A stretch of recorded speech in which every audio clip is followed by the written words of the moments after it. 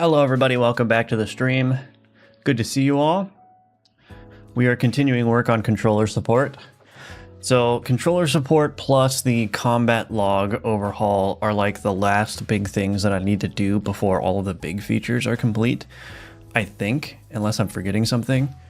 So yeah, we're working on controller support. I think it's going pretty well. It's just I'm in the phase now where I just need to work on like the UX of individual interactions and stuff, and make sure that the game feels good to interact with across the board. And I'm sure that's going to be an ongoing effort. Like I'm probably not going to finish that until I get feedback on how the controller support feels. But yeah, we're going to try to get as much of that done as possible. And what else? Yeah, that's basically it. Probably what I'll do next is, yeah, I don't know. I mean, because the combat log is also hanging over my head as something that I really want to get done and get into a better shape. So anyway, we'll figure all that out. But before I get into it, I want to remind everyone that Alchemortis is available for wishlisting. The playtest for Alchemortis is also live for Patreon members.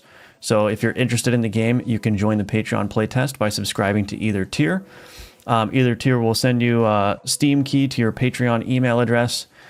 And if you subscribe at the sponsor tier for at least 1 month, you will get an Alchemortis Steam key for the full game, which means that you won't have to buy it on Steam. I'm literally just gonna send you an email with a Steam key for the full game.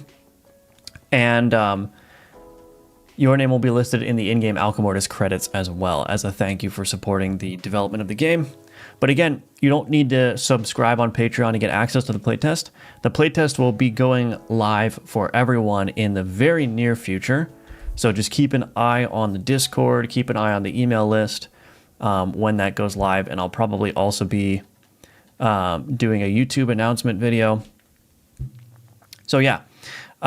And then I also have my Udemy courses available for sale. These are a great way to support me as well. And I appreciate all of your support. All right, let's get right into it. Hello, Clickertail, welcome back. Hello, Emerson, good to see you. Cuddle Queen, welcome to the stream, good to see you. Okay, so what am I working on right now? Right now, I need to work on controller support. And particularly, moving items between the boards. So there's a couple of tricky situations here. So I've got a bunch of boards on the screen here. If I grab this tapeworm and I press right bumper, that moves on over to each board here. But the problem, of course, is that if I have, in this case, the gnome over here, oh, I guess that kind of does the displacement. Interesting. But you could imagine a situation where, yeah, like this is not a valid placement. It was not able to move those cards out of the way, those items out of the way. So I shouldn't be able to do that. Now the other problem is, what the heck is going on here? Now the other problem is, so if I can't move to this board because it's blocked, let's just say it's full, right? In that case, that would work. But let's just say it's full. I should block the movement. But then what I should do is I should still allow the player to move the item over to the alchemy board. And so I need some kind of feedback for that. Like I don't know, I gotta figure this out. And then of course I need to be able to move down to the cell board as well. So there's just a lot of like little UX interactions that need to be fixed here. I don't want to end up in a situation like this where you're putting a card over top of another card. I think that looks kind of janky. And even though it doesn't break anything, like I can't actually place a card there because it detects that there's already items. Even though that looks janky, I still don't want to end up in this situation. I want it to be such that if you're going to place an item over a cell, it should be fitted nicely in there with no overlaps at all. And so we've got like the shifting here that works for that. But anyway, so yeah, that's what we're gonna be working on. I have an idea for how to do this board switching. It's just gonna be one of those things where like, yeah, I gotta figure that out. And also figure out why I can't focus on this menu here. Anyway, we don't need to worry about all those things just yet. I play only on controller, so this is a W. Awesome. Yeah, the plan is like first class controller support for Alchemortis here. Because again, like I think, like I've said before, this is a perfect game for Steam Deck, and it would be a shame if the game was otherwise really good, but just wasn't well supported on Steam Deck. So yeah. But of course, developing it for Steam Deck will also just have the added benefit of like just controller support will also be really good on PC as well. Okay. All right. Hello, Cookin'. I went with learning Unity and not Godot because I mainly want to make 3D horror games and not PS1 style games. I'm gonna go for low mid poly and Unity asset store would be good for me. And Unity URP is cool. Unity does have more learning material, so I would be the best. So I think it would be the best for the kind of horror games I make. I mean, I think those are all good, valid reasons. I think I would just point out that, you know, Godot 3D is not just for making PSX, PS1 style games. That's obviously a very popular trend right now, but I think, yeah, your reasons are totally valid. I mean, it's like, at the end of the day, like I always say, you should be using whatever tool, whatever engine is going to best suit what you're trying to do. And if Godot is not the answer to that, if Godot is not the solution for what you're trying to do, then don't use Godot, right? Like there's no sense in being dogmatic about your tools. There's no sense in being dogmatic about your process. It's like, those things need to serve your productivity and your end goal. They don't need to be the goals in and of themselves, right? I think it would be wrong to say, I'm going to make a game in Godot if your goal is to make the game, right? If your goal is to make the game, you should be analyzing what tools are going to allow me to make that game the best. So anyway, but I will now ban you because you're not using Godot. Let me just do that real quick. I'm just kidding. I'm just kidding. It's a joke. It's a joke. Okay. All right. So here, I think what I want to do is, so try move to next board in direction here. I think what I want to do is I want to get like an all boards array, all boards list. This.get board manager, get all boards, default that to an empty list. Let's do, is this get all board? This returns an IEnumerable. Who does that? Let's see, to list. Okay, so that's a list. And so now current, let's do hovered board index is equal to all boards list dot find index of hovered board. Oh.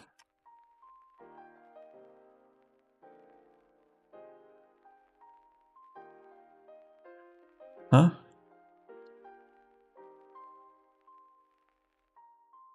Oh, is it index of? There we go. Okay, so hovered board index, if hovered board index is less than 0, we'll just return out. These are not like, it should, so the problem is, like, when we call this method, it should never be the case that hovered board will be null, and it should never be the case that hovered board is not in here. But it doesn't hurt to be a little bit defensive and just handle the failure cases. So I'm assuming that if I wrote my code correctly elsewhere, this if block is literally useless, like it's never going to be entered, but it doesn't hurt. It doesn't hurt. Okay, so I'm gonna actually change this code. This is based on directionality, but I really don't think I need that anymore.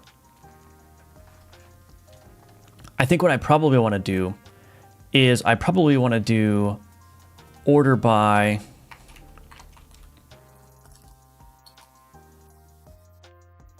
x.global position. Or we can probably do x.get global transform with canvas. So we basically get the screen position of all the boards. And that should be order ascending, right? Yeah. Okay. So we don't need, I'm just gonna do this. Completely remove that. Now, what I do want to do,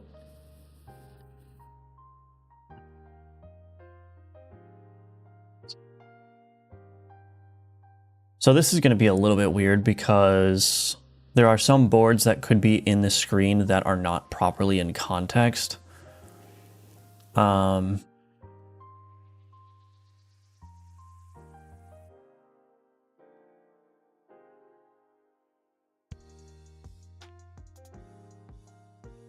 Hello, Lost Soul. What's this IDE? This IDE is VS Code.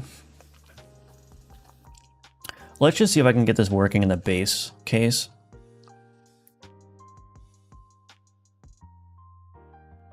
Let's do bool to right. Okay, so try move. I'm gonna rename this one to, let's see, well, let's just fix this. To right is true, to right is false. Okay, we're gonna rename this try change hovered board. Okay, so we got the hovered board index here.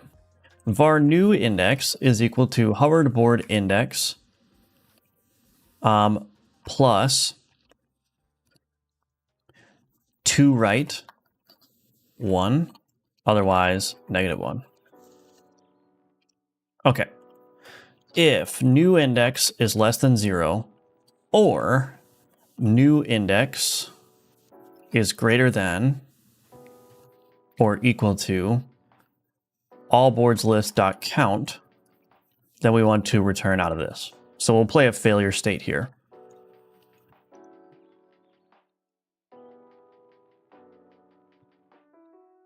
Okay.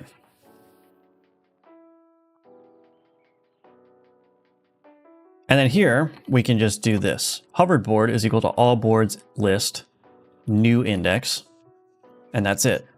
So that becomes dramatically simplified. Now there is one problem, which is that the ordering of the cell board and the inventory board are not going to be correct here, because I believe they have the same Y position in the player inventory here. So if I'm ordering by, or sorry, X position. If I'm ordering by, now wait a minute.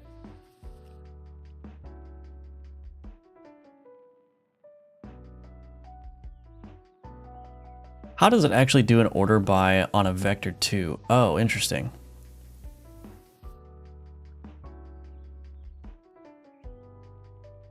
Maybe I want to do like a then by.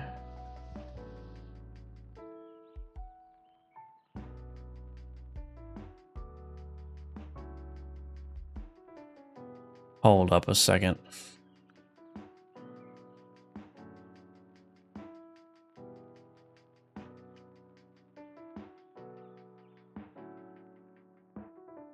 Let's do ordered. Yeah, we'll do this.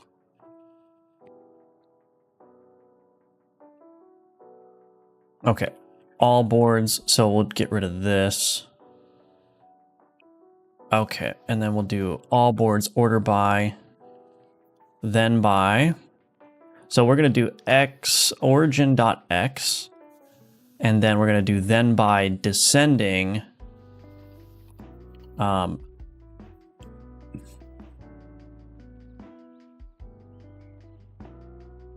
I hope that works the way that I think it's going to work, but then we'll do toList here.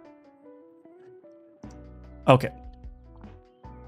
Ordered all boards. All right.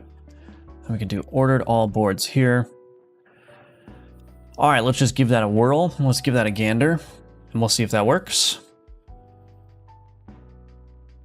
Wow, this is a strange situation. We have more Twitch viewers right now than we have YouTube viewers.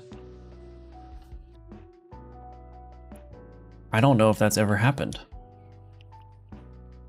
Okay, this is working great. So the way that this works is I'm pressing right bumper to shift the boards. So right bumper to the board to the right, left bumper to the boards to the left.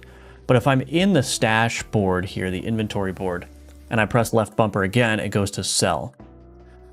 So I hopefully think that makes sense. It's a little bit weird that these are like vertically aligned, but this does feel very natural to me. So it's staying around all of the boards that are the most important. And then if I go to the cell board and place that, it goes there. Okay. Good. YouTube chat is kind of empty over here, yeah. It is Saturday morning. I don't know. Lots of people do things on Saturdays or sleep, which is understandable. I have not been getting much sleep lately because I've been working on Alka Mortis. But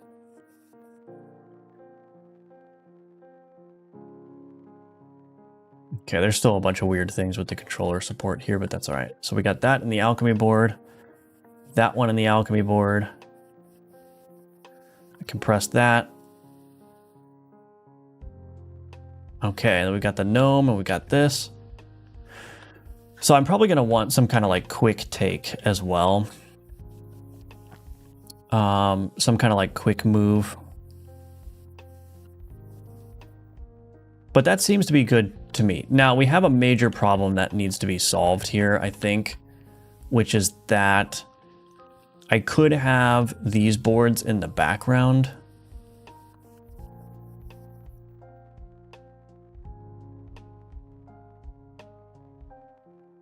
So I grab this. Now if I open up the alchemy board, see, it snaps to that board. So there's a couple of things that need to happen. One, I need to not make, like, you can't, what am I trying to say? For any board that cannot receive items, like this is a drag, this is a locked board, meaning that only items can be taken from it, items cannot be added to it. Uh-oh. There's a little bug there, that's all right, I suppose.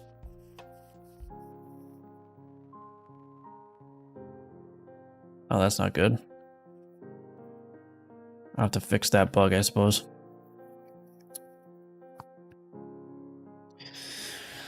So yeah, I want to skip any boards that are currently locked. So how do I do that?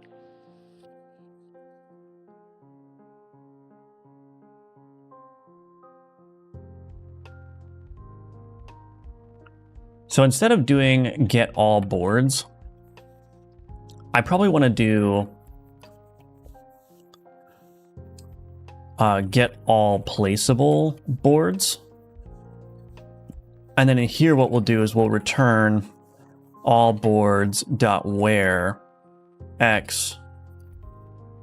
Let's see. Is board placement locked? Okay, that's easy. I'm glad I already have that method. Not is board placement locked X. So that solves that problem. However, there is still going to be a problem where I could have overlapping boards. So for instance, if I set everything to be, let's just say enchant, which is 4. So we go to my debug settings here. Oh, we get rid of this seed that's been in there for a while. Generate test map with the event type of 4. We should have only enchant events. Are you making this game alone? I am, yes. Well, yes, basically alone. I hired a musician who is actually one of my good friends for the music. And then like the Steam capsule art and everything was hired out as well. But other than that, and the sound effects come from like sound effects libraries. So I guess you could say I'm doing like the sound design in terms of like putting all the sounds together. But I'm not creating the sound effects, the raw sound effect files myself. And I hired out the music and I hired out the Steam capsule art. Those are the only 3 areas where I did not do the work myself. But the implementation of the sounds and music, the sound design, every piece of art in the game, all the gameplay programming, all done by me. Hello, Snupbill. Thank you for the IDR 10,000. It's very much appreciated. Thank you. Thank you. Always good to see you, Snupbill, and that's very generous. With the message Yummers, thank you so much. Always good to see you. Welcome back. Okay, so we go to enchant here. And I do... Uh-oh. I can't... Uh-oh. I can't select cards. That is unfortunate. Why can't I select cards? Wait, is it just... Oh. Is it just broken? Well, let's skip this event. I gotta get rid of that settings button.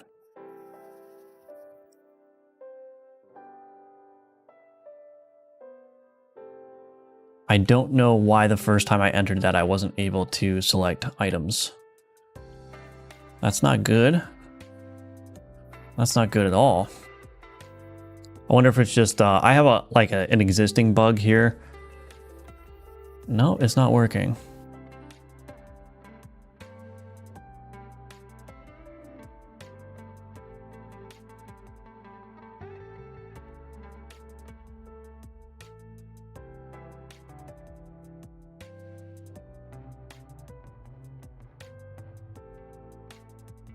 I wonder if there's an issue. Let me just write. I gotta write these things down before I forget. If enchant is opened, so on test map with enchants, if enchant is visited without opening inventory, inventory items become non-selectable until alchemy is opened and closed. I think that's probably just a logic issue I have in place, some lock that I'm not removing. But anyway, and now my controller isn't working anymore.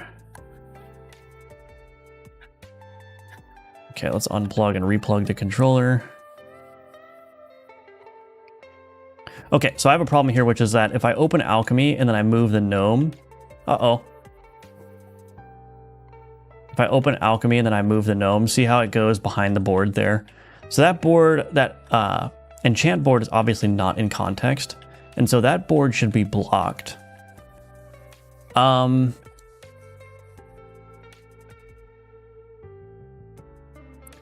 So one way to do this is maybe in the board manager, when I register a board, I could do something like, let's see, register board,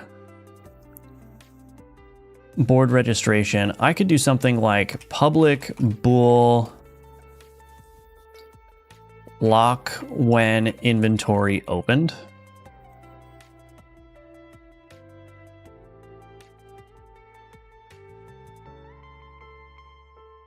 Let's just set these all to init. Okay, and then when I go to my board registration here,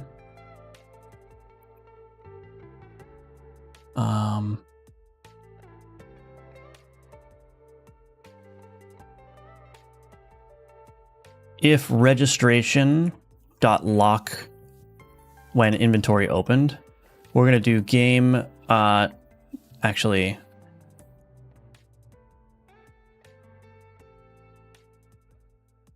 let's do private read-only list board lock when inventory. Actually, do I need to do that? I probably actually don't need to do that. Because I am storing, I think I'm storing the registrations. Where is that? Here, board to board registration.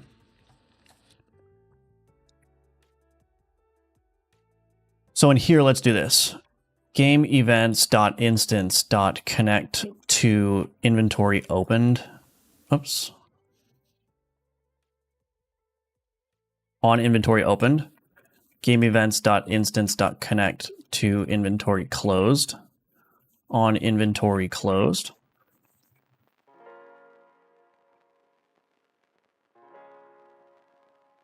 Yummers. Good morning, Light Tiramisu. Very cool, bro. Keep it up. Thank you, Nitrogen. I appreciate that. Thank you. Good morning, Ninja Link. Good to see you. I want to thank you again for the wall of text feedback. I always very much appreciate that. And I also, yeah, I'm just happy to hear that you see the potential and that you're enjoying the game even with its current flaws. And yeah, that just makes me, yeah, makes me feel better about the state of the game. So thank you for that.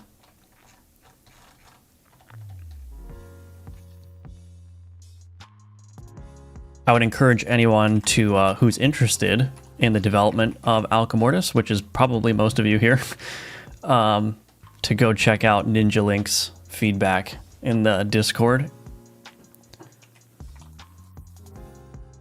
And also chime in if you have any of your own things to add on to that.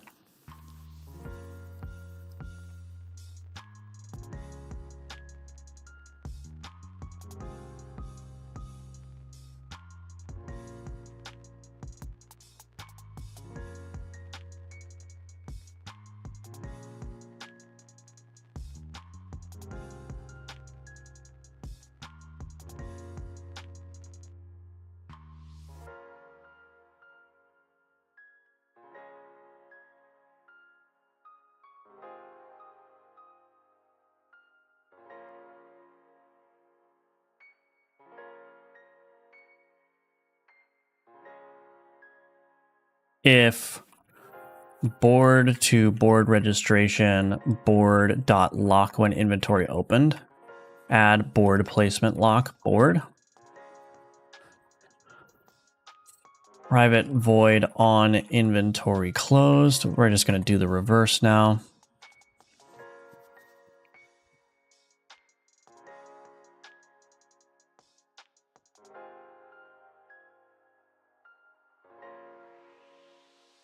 Oh no, the wall has been spotlighted.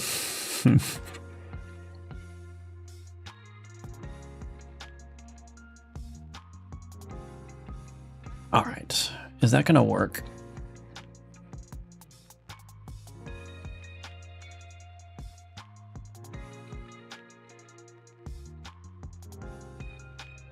I'm kind of in that annoying phase of implementing this feature where like all the big like fun things are basically solved, and now there's like 1,000 little things that need to be addressed. I don't know if anyone else is the same way, but like the most fun part of implementing any new big feature to me is like the initial design of the system, and then by the time it gets to like 80% there, I'm like, now I just have to do like these 1,000 edge cases. That was always my problem when I was working full-time too, is like, oh, I got to implement this major new feature and like write a database migration and write all the API service methods and everything. And like the happy path works awesome. It's like designed really well. And then it's like, okay, but now there's all these 12 different cases that need to be handled. And that's the part where it's like, ugh.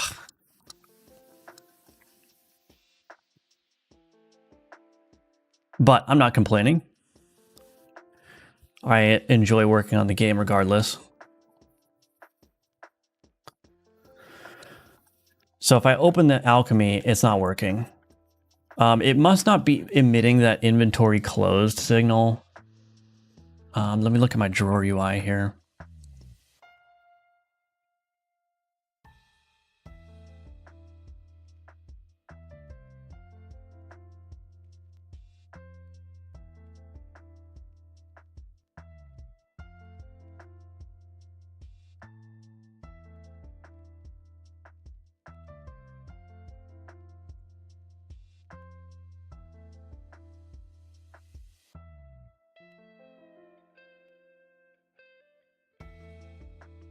Yeah, I think emit inventory opened is not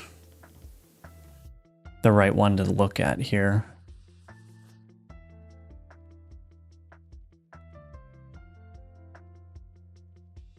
I feel like the controller support is really hindering progress on the romance arcs that I said you promised. Yeah, that's true. Yeah, unfortunately, I don't know. We might have to do romance options in like a post-release patch. I'm sorry. And of course, you know, if more things come out post-release, then we'll just have to keep pushing it back further and further. So, yeah. Like, maybe eventually it'll get done, but like, that's first on the pushing back block, you know what I mean? So, we'll just keep kicking the can down the road indefinitely. DLC confirmed.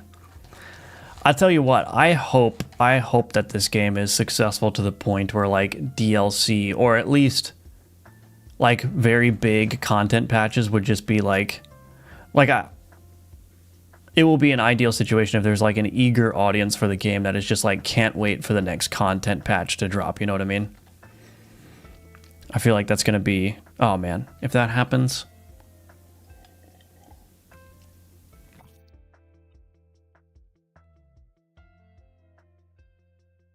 Do I need another signal for alchemy opened?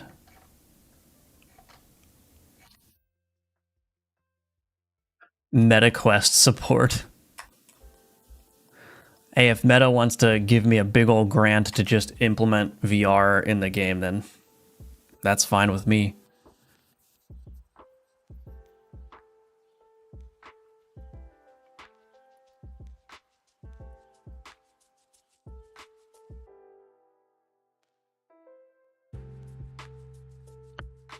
I may just need another game event signal in here.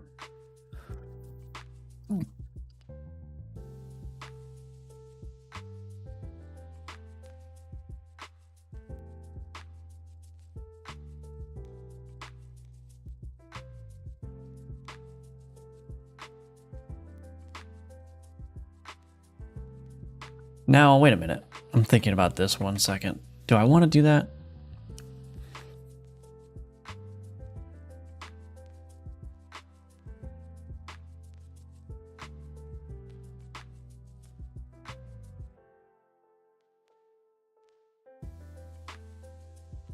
Yeah, probably just listen for the alchemy. I can't listen for both, because that could end up with the locks for the board placement lock becoming out of sync.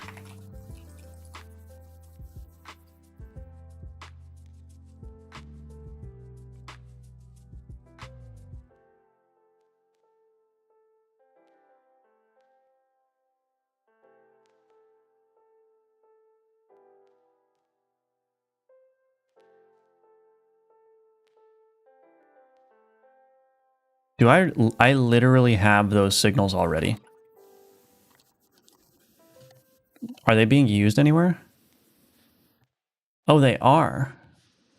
Wait, I was just gonna go and do something that I already have in place.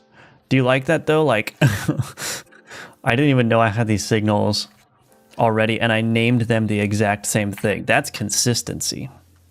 That's consistency. Anyway, so in here, we're just gonna connect to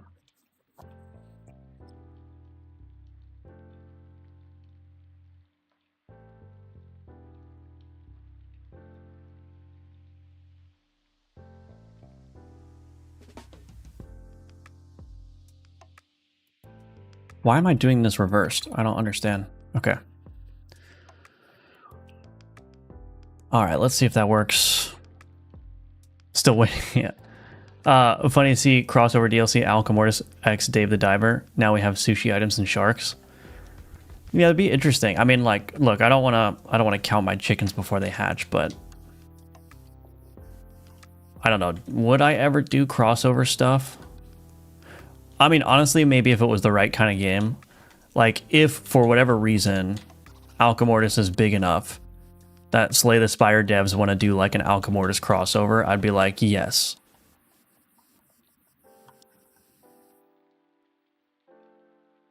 Why is this blast thing not working? Oh.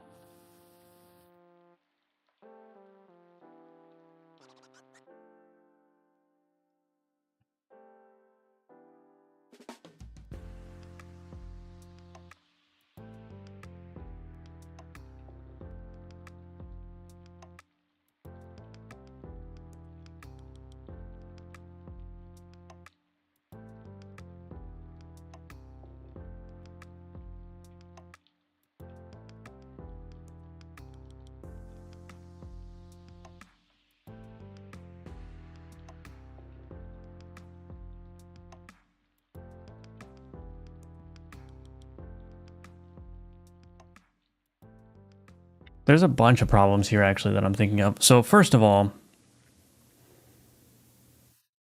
is there a better way to do this? Because I have to go and update all the board registrations.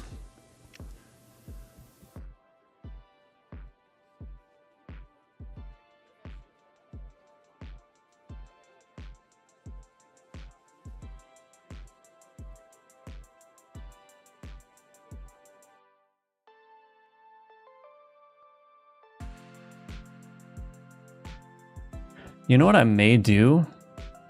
Is this a good idea? I may make this default to true. But then I need to go through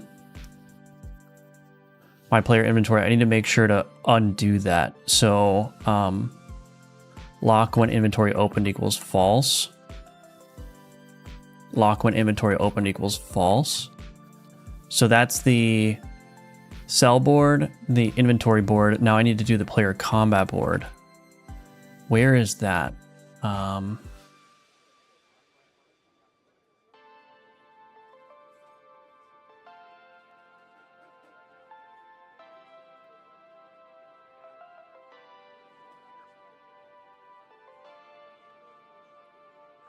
All right, so player board.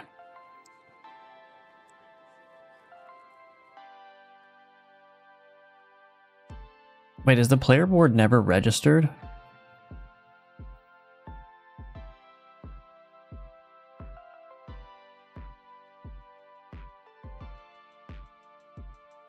Oh, it's registered here. So we got the cell board, the inventory board. We need to do the alchemy board.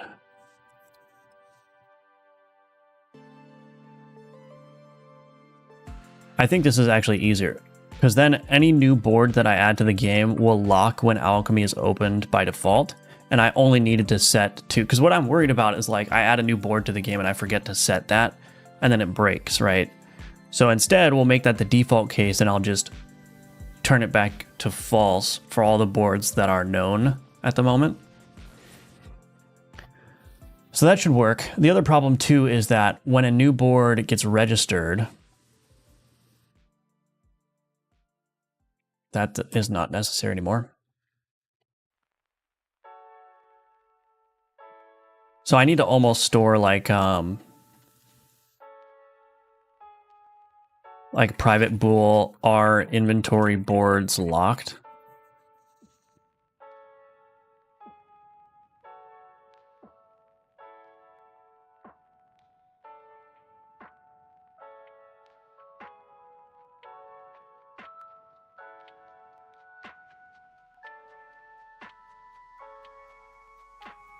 And then in here, when I call register board,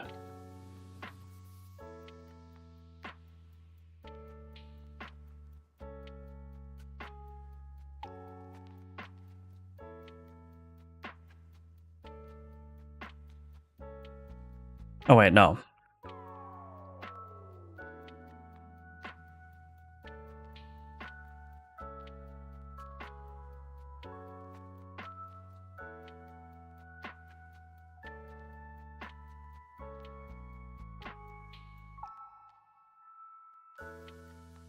So we need to make sure to add that lock if we're currently opened.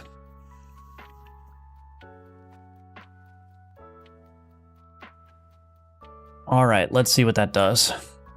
Wonder what you were doing today? I don't know. I won. This game's too easy. Uh-oh. Okay, so that all works still.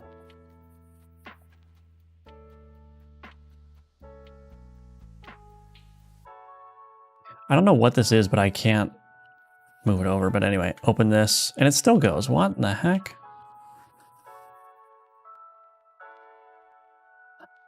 Oh, I know why. Wow.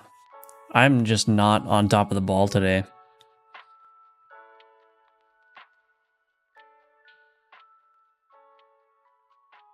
Get all placeable boards.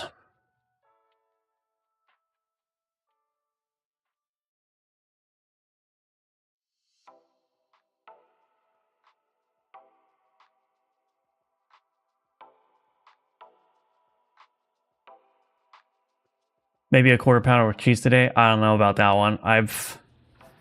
First of all, it's a double quarter pounder with cheese. So just setting the record straight, right? And secondly, I did that yesterday for lunch. So, you know, gotta give your old arteries a little bit of time to recover.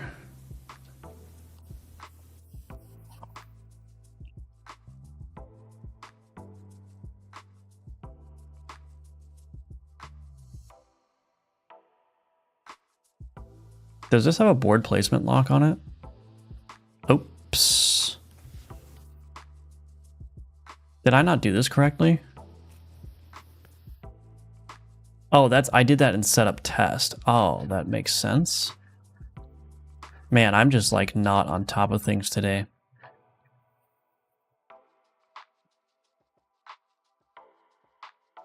I hope this is not an omen for how things are going to go today. Wouldn't that be half a pounder with cheese then? It would. It would be a half a pounder with cheese. Don't jinx yourself, yeah.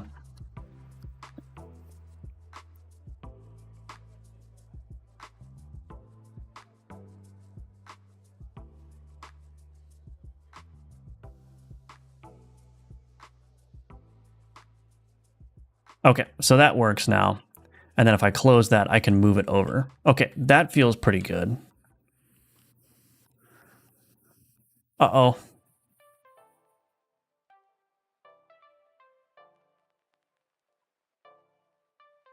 Why can't I move this one?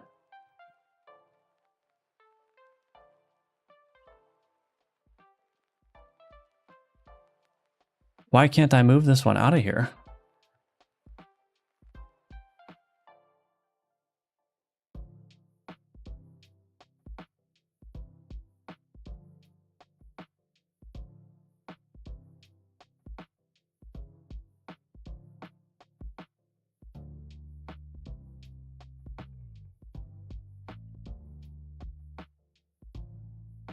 Okay, let me attach to the process and see what's going on here.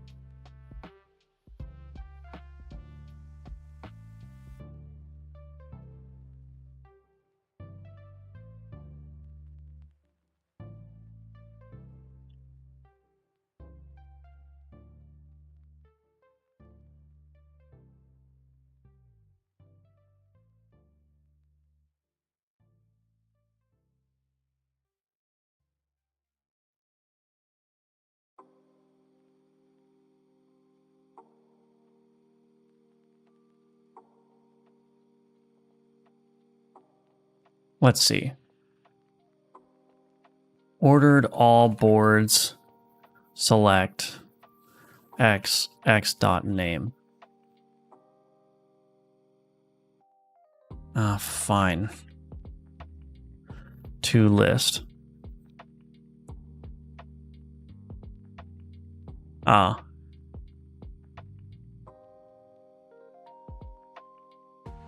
What is going on here? Oh, let me try it again.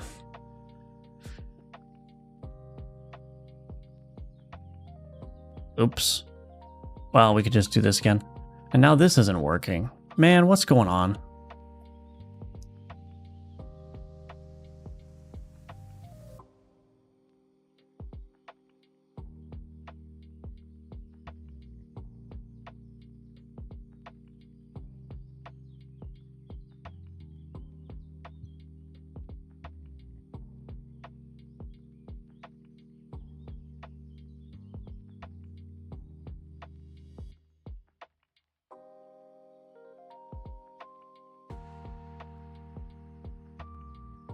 Why is this not working?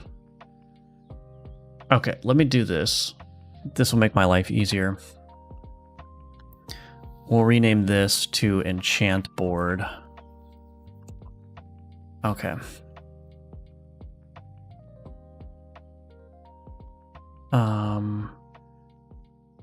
Here. Get rid of this. Okay, let's try it again. Do you know what they call a quarter pounder of cheese in Paris? A Royale with cheese. Oh man, I shot Marvin in the face. All right, got a soccer game to watch. Enjoy your stream. Awesome. Enjoy your weekend, Ninja Link, and thank you again for the feedback. It's always appreciated. Thank you. Drufus Games, welcome. Good to see you. This is going to be... All right. Anyone want to do my controller support for me? What in the heck, man? All right, let's see. Attach to process. Godot. I hope I connected to the right one. Hovered board. How do I open the debug console specifically? Control-Shift-Y. Okay.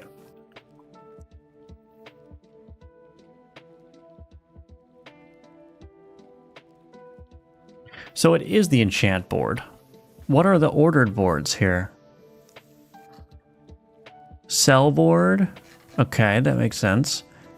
It should be cell board. Oh, inventory. Oh, it's just not getting...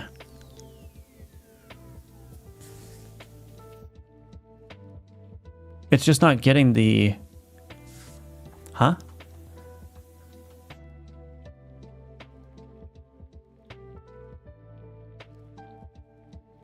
It's not getting the enchant board somehow? Really? Because this would be the combat board then.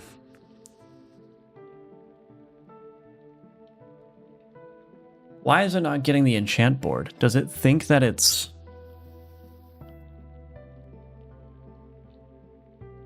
Are boards locked with inventory open?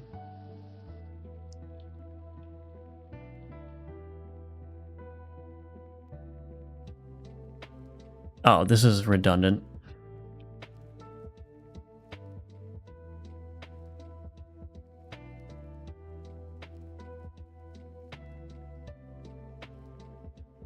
Add board placement lock. Okay. Are boards locked with inventory opened? So when we register the board, it adds the board placement lock. It's listening for alchemy open up here.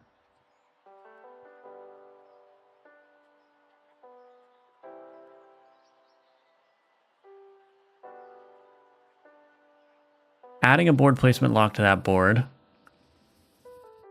Removing the board placement lock.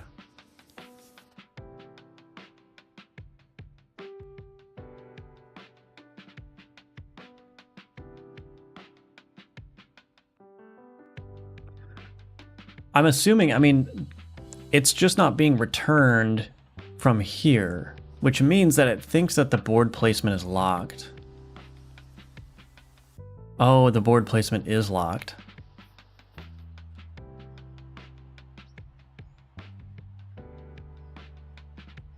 Yeah.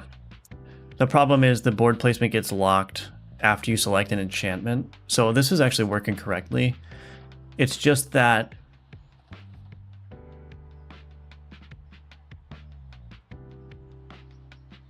I don't want to include the enchant board in that.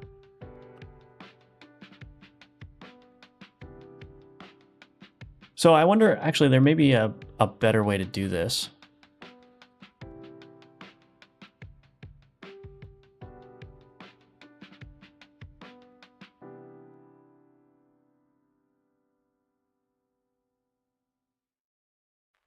Yeah, I don't want to exclude the enchant board, so maybe... Let me think about this. So the problem is when a card is being picked up from a board that is already placement locked, it prevents me from being able to move to any other board.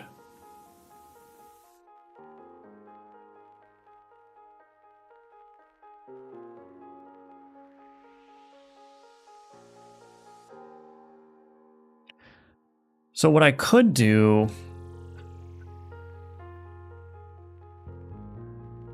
is detect when that situation happens.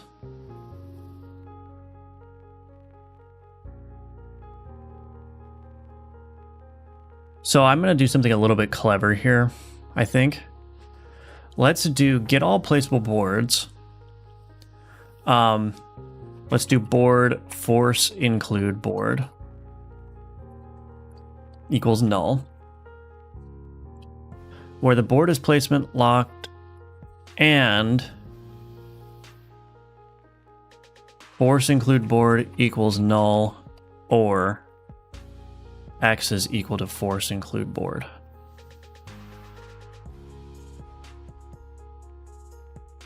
And then what I'm going to do is here what I'll do is I'll say if hovered board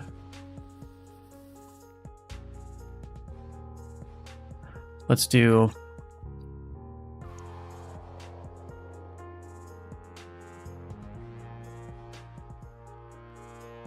grab the board manager here.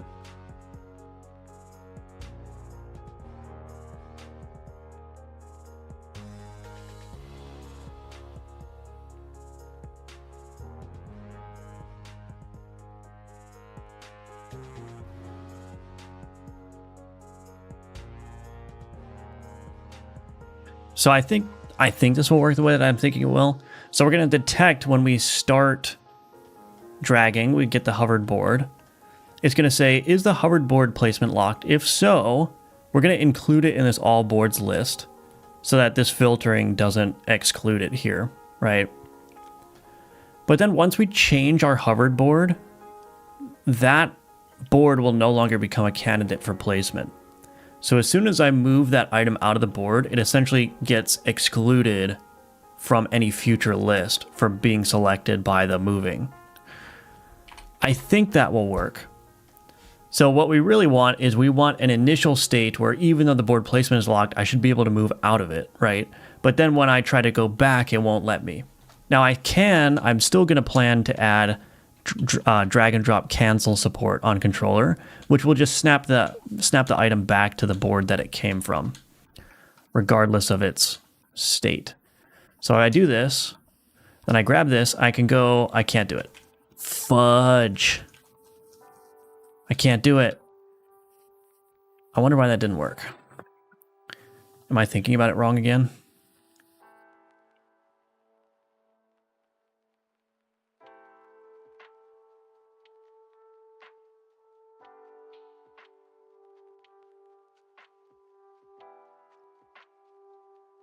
Oh. I did my logic wrong. Man, I'm just not on top of the ball today.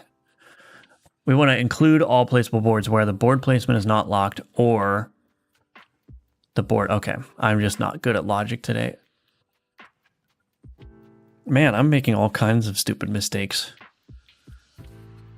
Well, you get that on those big jobs, I guess.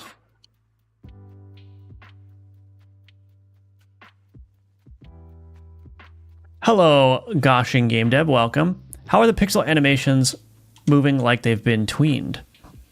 Because they are moving like they've been tweened. I'm not doing frame-by-frame animations in this game. Every animation you see is done with either a shader, an animation player, or a tween. So these tentacles here, this is a shader that's applied to the tentacles. There's only one frame here. It's just a static image. Same with those tentacles on the enchant there. And same with the player. The player's body parts are all static images that are animated with a animation player. Okay, perfect. So now I can't move it back to the enchant board, but I can move it here. Good.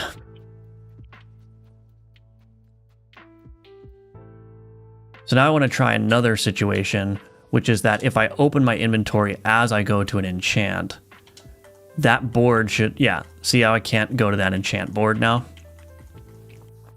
Because it's in the background, but when I close this, I can go over. Okay, that's feeling pretty good, actually.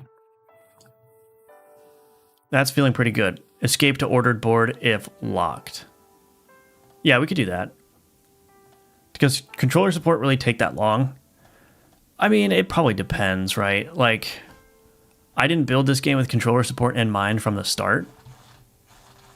But the other thing is my game is also very UI heavy as well, right? My other game, Gunforged, was not as UI heavy. So controller support was significantly easier to add, but my game has so much UI going on that I have to be really careful about managing like the different focus states and everything. And plus, I'm taking a lot of care to like systematize the controller support. And what that means is like I'm actually creating my own little focus management system that kind of sits on top of the game, where I'm like offering APIs or exposing APIs for specific control when I need it. What I'm trying to avoid is cluttering up all of my UI scenes with like controller specific code, because that's a really good way of getting into a situation where it's just like really unpredictable what's going to happen with the controller. It's a good situation to get in to have like confusion about when inputs are being handled and whatnot. So my overarching goals were like, basically, I shouldn't be adding code to every scene specifically for controller support. Right? Like the game should be set up, and the code should be set up in a way where it's like generalized.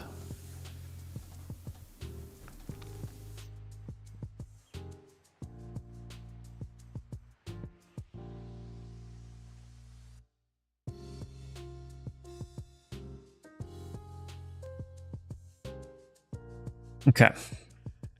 All right. I'm going to take a quick 3-minute break, and when I come back, we will just look at something else to do as well. So I do need to add a drag cancel button, so I'll do that. But anyway, BRB in just a second here.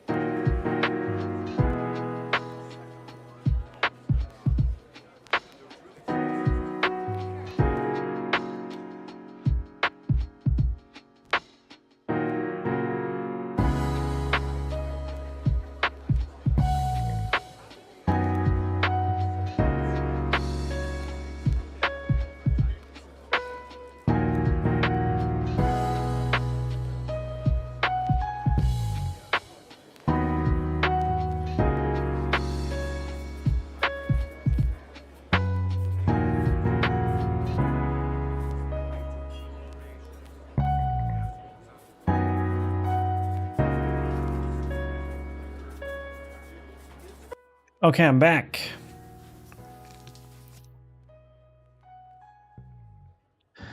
So we've still got a bunch of interesting things to handle here.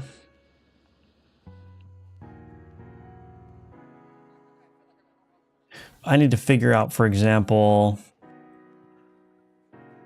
why I can't select items in the inventory here.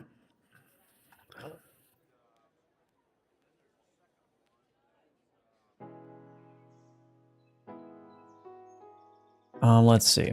I think maybe there's just an issue with the logic. I hope that's true. Set as exclusion boundary.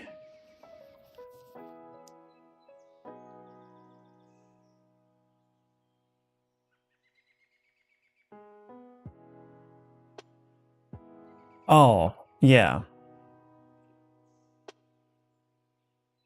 It's only being set, so just for context, for the people who are not closely following my controller support, I have this focus context boundary component. And essentially what this focus context boundary component does is it hooks into that system that I was talking about, this focus management system. And it essentially says, for any control node that is a descendant of this component's parent, so in other words, for every focus or for every control node that is a descendant of the drawer UI, which means that it ultimately has the drawer UI as an ancestor. So like this is a descendant, this is a descendant, but also any of these individual scenes in here, like these are descendants of that drawer UI ultimately as well, right? So this focus context boundary is essentially a way of saying only the control nodes, which are descendants of this node's parent, can be focused right now. So this is how I can control, like when UIs and menus come up, this is a way that I can prune the list of all of the focusable controls down to only the ones that need to be in context for the moment, right? And the problem is I had changed this, so I have these set as exclusion boundary and set as standard boundary. So the standard boundary does exactly what I just said, right? It changes the focus to only be elements in the purview of that context component. But when I set it as an exclusion boundary, it kind of does the opposite. It basically says anything that is under the purview of this boundary becomes excluded from consideration when I'm trying to find a focusable element.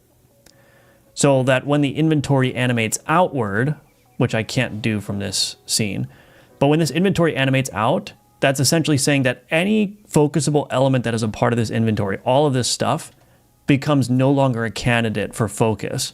And that prevents me from being able to, for instance, go over and grab a card that's in the inventory when it's not actually in context, right? Because these items stay here and their focus states remain as like clickable or focusable or whatever.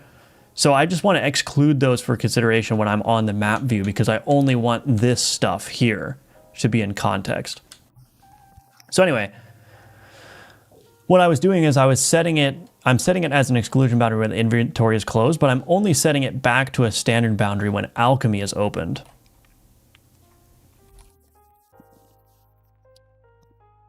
Which I actually want to do this in both cases.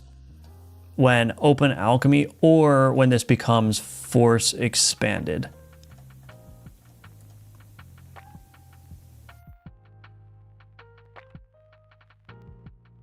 I mean, I could probably just...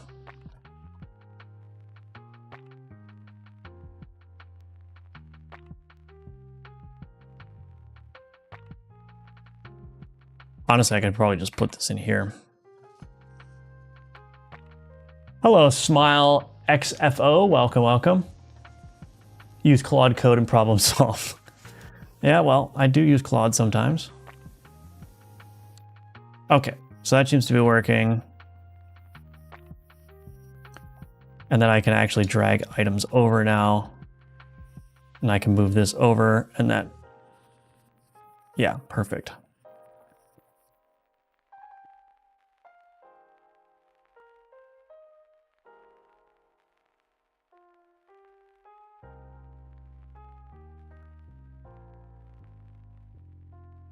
Uh-oh, I have another problem here.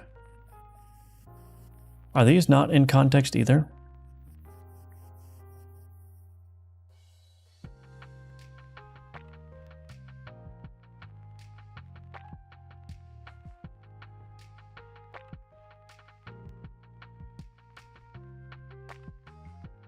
Oh, no, I'm doing this wrong.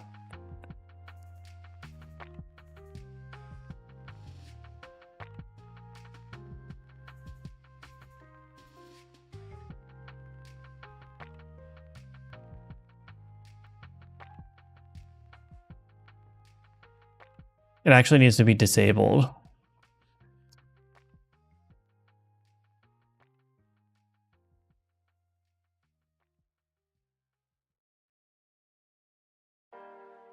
Man, this is getting a little bit tricky.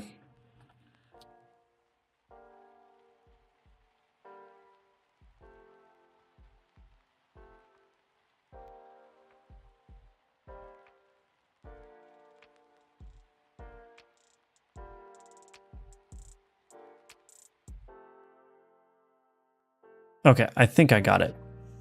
So it's just a matter of managing the states properly. Are you working on controller support right now? Looks dope. Yes, I am. Welcome, Maxwell. Good to see you.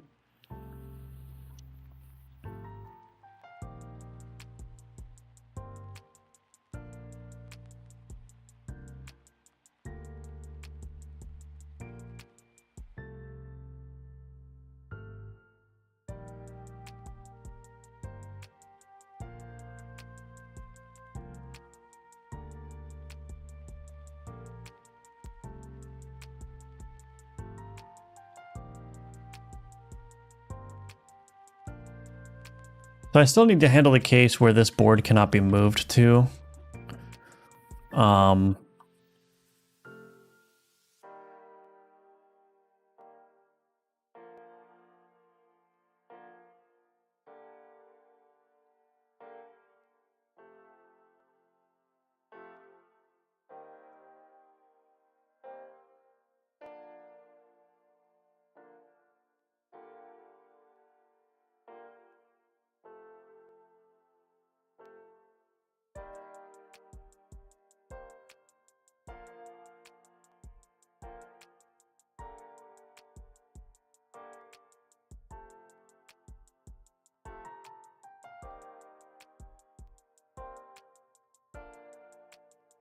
Sorry, I'm just trying to think of like all the edge cases here. So there's one edge case, for example.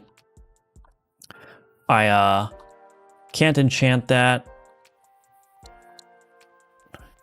So I have to move this over, but then my cursor is here. So if I go to skip and I open my alchemy and I have this held and then I close it. No, that works. What was it that I wasn't looking at? Let's see.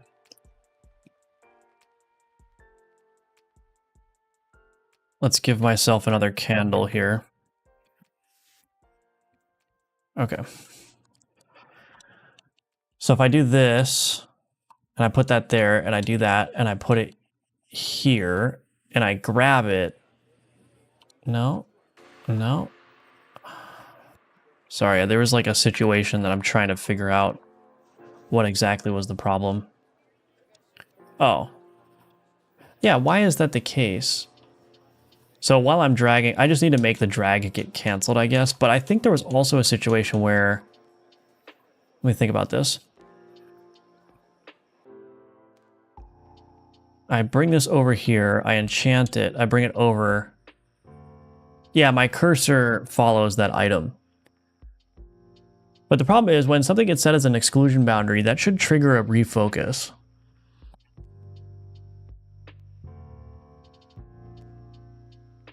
Is that not triggering a refocus? Exclusion state changed.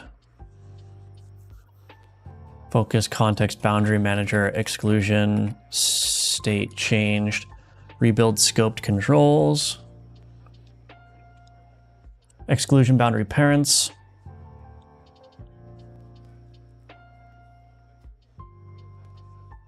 Refocus deferred.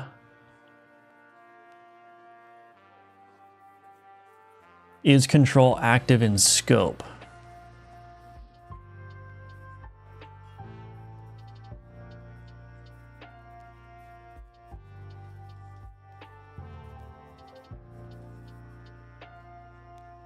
Oh, that might be the issue. Exclusion boundaries. excluded scoped controls.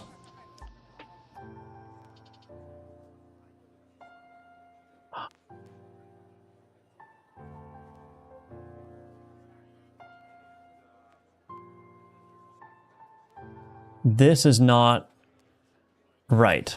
This is not properly updating.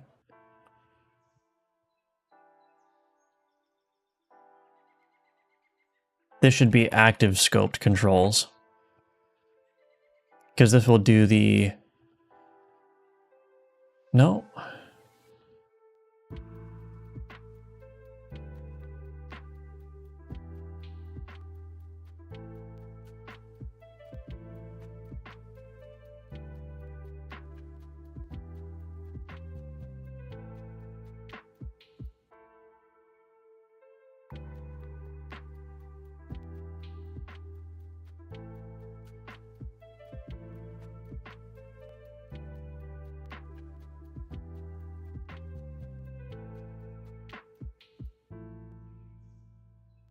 Let me think about this. Focus manager, focus candidates. So focus candidates is being properly set.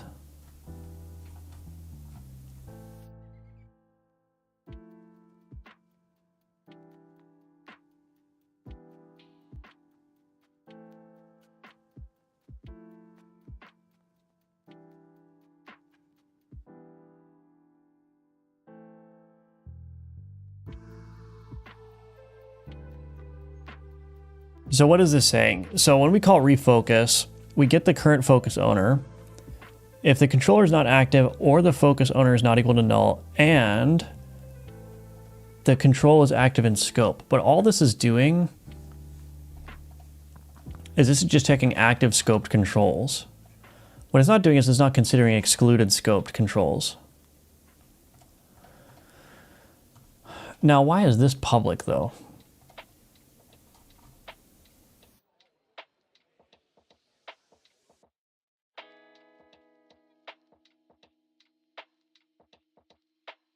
Right, because, okay. It's just, there's like all these things represent something different. I can't like collapse this down to a single set. I don't think. Yeah. This active scope controls, these are all the controls that are under the purview of a focus context boundary component. If that is null for whatever reason, it falls back to all tree controls, which is why, because of this fallback case, we need to do this except separately. I mean, I guess I can just change this. This can be active scope controls contains and not excluded scoped controls dot contains, right? I think that's basically the fix there. Now, I just want to make sure that this is not... Okay, I think that's right. Yeah.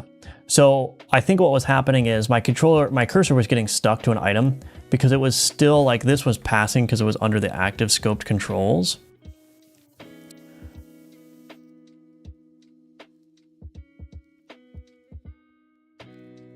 But it was not considering the exclusion set. So I think that will work. I don't know, we'll see. Problem is making games alone, which I do, the hardest thing is testing. It takes so much more time than everything. Yeah, that's true. Why not use GDScript? I just like C#. I prefer C#. Gives me a lot more control, I feel. Hope there wasn't too much refactoring involved. No, not refactoring. Like this control system is basically like purely additive. I do have to make changes here and there, and that's still not working. Son of a biscuit. Oh, wait.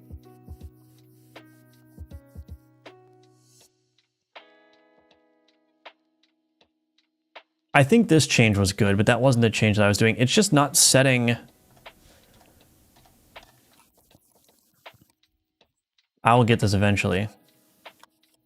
Right, it needs to be set as standard boundary. So I've got just a bunch of cases to handle, that's all.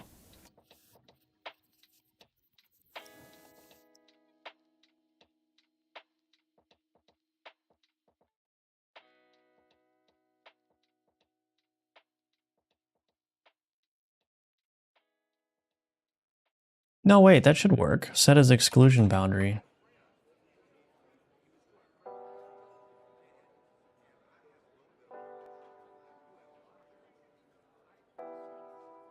When everything gets collapsed, it sets it as the exclusion boundary.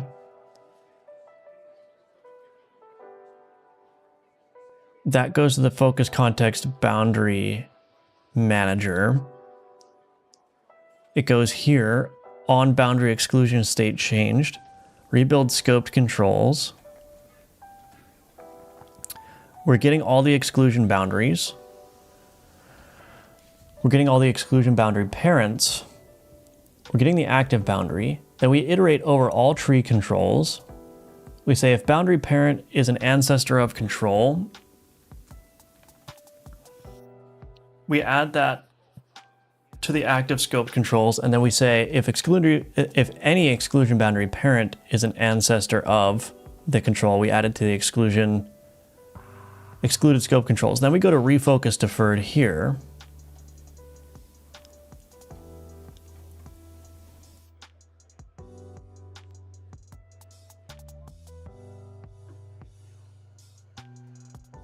That should work.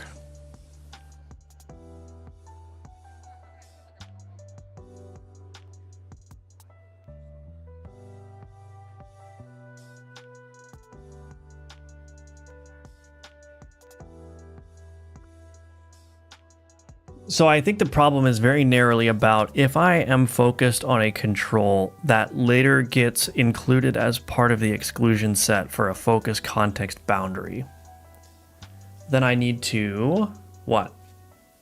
I need to make sure that it's not being refocused.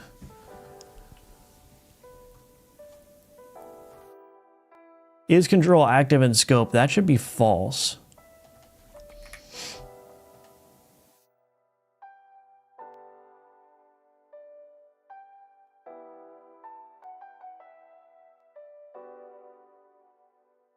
Oh, maybe is control focusable?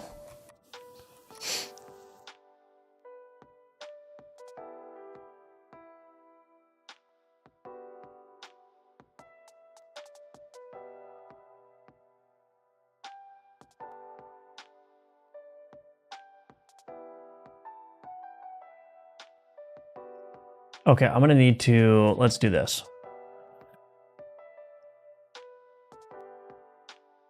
This is going to be a little bit tricky to test, but okay. So let's do this. Attach to process, Godot.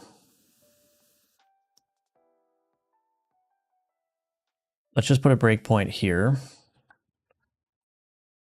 This is going to be, oh my gosh, this is going to be impossible.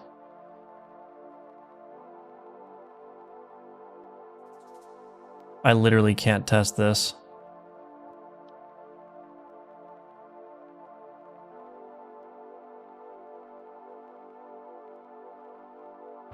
There's no way to test it because my input mode is being changed no matter what I do. So like, it's never going to get into this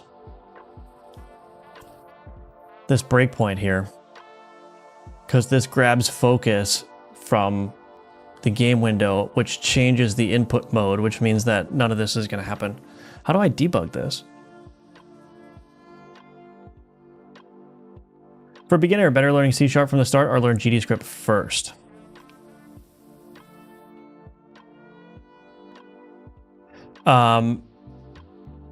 If you're a beginner at programming, probably GDScript is better. C# comes with a lot of extra learning curve that is probably best to avoid. So yeah, that would be my opinion, but if you have programming experience, then I think you can start with either one. Didn't know biscuits were able to have children, yeah. Hello, D-Machine. D-Machine. Welcome, welcome. Good to see you. I'm pretty sure your name is German because of the way machine is spelled. But if it's supposed to be die machine, then there you go.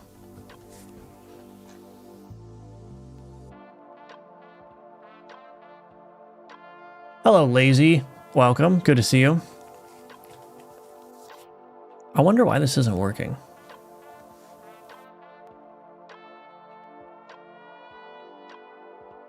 Yeah, it's German. Okay, good. I'm glad I got it. I'm doing well. How are you doing? So yeah, there's something weird about just how this is all working. Because when I collapse it through here... Oh, wait. Yeah, when I collapse it through here, it properly loses the focus. Oh, you know what probably is happening? I wonder if there's an order of operations issue here. It may be the case that there's no other controls. No, that's not true, actually.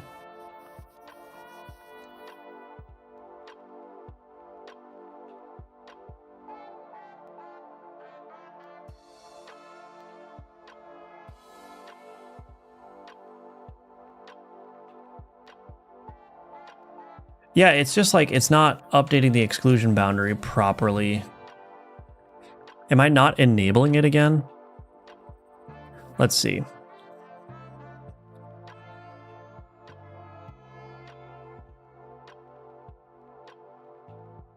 Ah, yep, that's the issue. I'm not enabling the focus context boundary. Collapse all. This needs to be enabled. Okay. What do you do? I'm working on Alchemortis. My indie roguelite auto battler where you can use alchemy to create your own builds. So if that sounds interesting to you, you could definitely check out the Steam page below. There's also an active playtest happening for Patreon members only right now, but in the very near future, the playtest is going to be opening up for the public. So if you're interested in trying the game, join the Discord. You can subscribe to my email list to be notified whenever everything goes live. There we go. Fixed it. All right, we got it.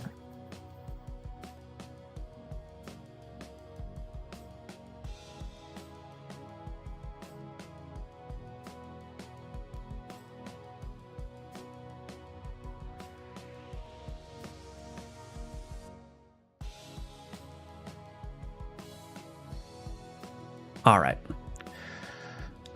My dad always said, verify your assumptions. Yeah, that's a good... To be honest, and I'm going to come up with an excuse so that my embarrassing failures are a little bit more impressive or a little bit more understandable. So are you ready for the excuse here? I have not been getting much sleep recently. So there you go. I'm absolved of all wrongdoing now. I will take your sympathy now. Hello, Felitao. In C#, can we use features that we're still missing in GDScript, like interfaces, for example? Yes, yeah. You could basically do everything that you'd expect to be able to do in C# with C#. So I'm making heavy use of interfaces, abstract classes, link, all that good stuff. I even have a couple of NuGet packages that I'm pulling in. How long have you been developing it? I started in March of 2025. So we're a year and, 2 months, 3 months into development. The game is planned to release later this year. So probably like 5 or 6-ish months more of development. So we're getting close to the end here. And I do feel confident. Like I feel... Multiple people have said that this latest playtest, it's the 5th playtest that I've done. Multiple people have said this is the best version of the game yet by far. So there's still a bunch of issues, and that's why I'm still doing the playtest. I'm still trying to iron things out, but I think 1 or 2 more playtests between now and release, and all of the major systems of the game are done. And so it's just a matter of doing this kind of thing, like adding controller support, translating the game. What else? Adding more content, that kind of thing. Failures are not necessarily embarrassing, but as a sleep problem haver, you have my sympathy. Well, there you go. Year? I don't know what you mean. Yeah, I've worked on this for over a year, and it will be releasing this year. So probably will approach like over like 1 3/4 of a year of development time, which is a little bit too long, but that's okay. When I started this game, I told myself it's going to be a very quick, easy game to make. It's going to take 6 months tops, and then it didn't. And then it didn't.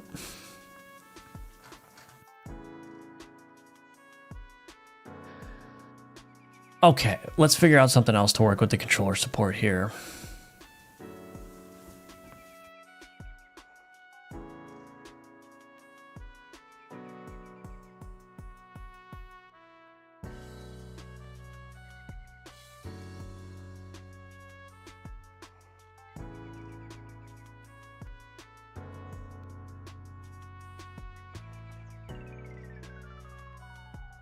It never does take 6 months. No, it does not. No, it does not.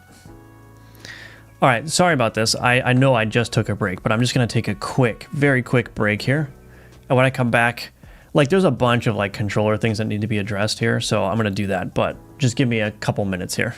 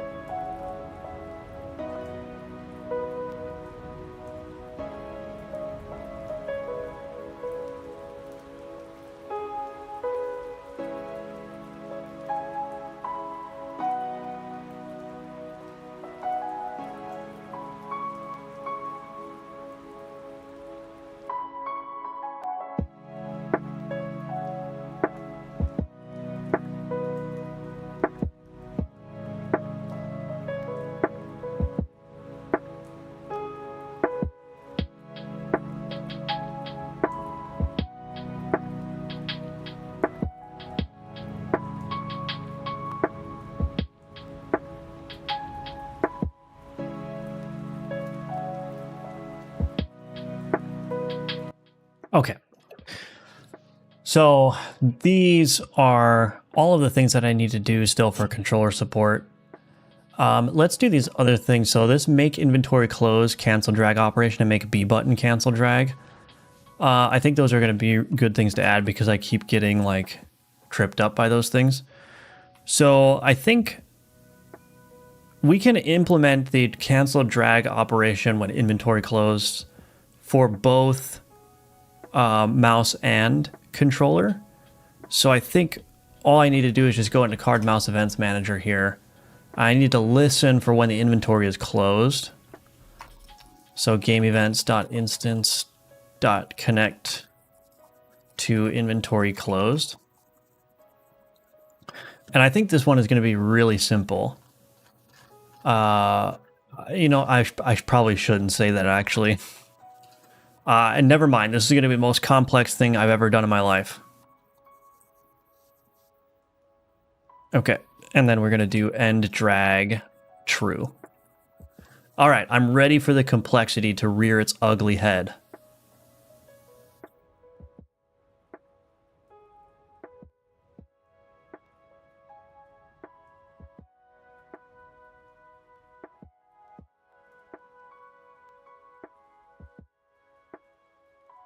Okay. Just learning, what courses would you suggest? Well, I have courses available for sale on Udemy. They're linked below. I would say that my courses are geared more towards intermediate developers because I don't spend any time in my courses explaining like programming fundamentals. But if you have programming experience and you're just trying to learn like how to use the Godot engine, my courses are a perfect fit for that. If you are starting absolutely from the beginning, you don't have any programming experience and you don't have any game development experience generally, then I usually recommend somebody like GD Quest. GD Quest has really good courses across the board, but really good beginner courses as well. And there's a bunch of like free courses on YouTube. The problem with the free courses on YouTube is like, I'm not trying to throw shade at anyone, but a lot of like the free courses that are produced on YouTube are done by people who have like 3 months of Godot experience and they decide that they're gonna go make a tutorial, which is fine. But if you're looking for people who have a lot of experience with the engine and kind of know the right and wrong ways to do things, GD Quest is a good one. Heart Beast is a good one. If you allow me to toot my own horn for a second, I would say my courses are good for that. But I mean, you can't like, you can do a free YouTube tutorial. I'm not saying you shouldn't do that. I'm just saying like, if you're just getting started and you want to get into it, you may pick up some bad habits from like the free YouTube courses, the free YouTube tutorials, because they have a tendency to do things where I'm like, I don't know about that.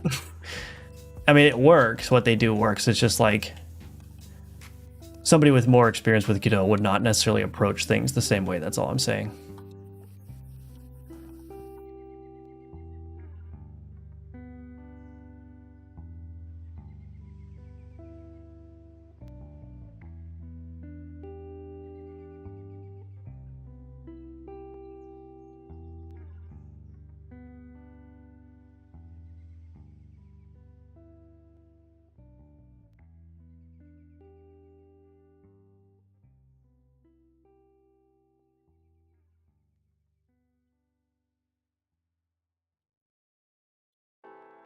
Interesting. I can't grab.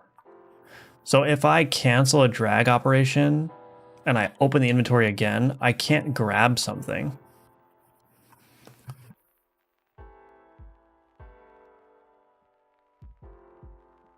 Is that at all related to the controller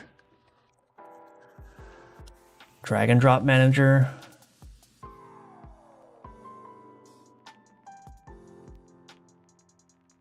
Yeah, I think so. I think this hovered board and dragging card are not being...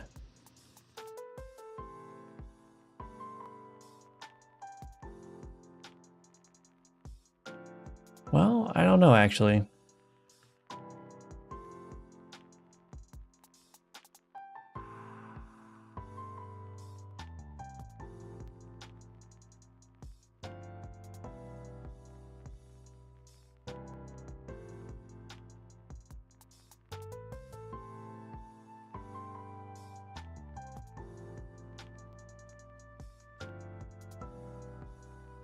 Oh, I think I'm doing this wrong. I think this needs to be... Where am I actually calling end drag here? I think this actually needs to go through the state machine, if I'm not mistaken.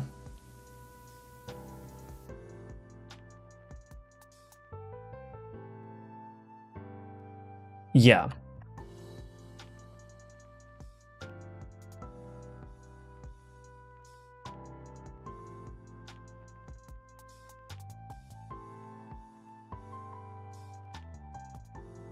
I actually need to change...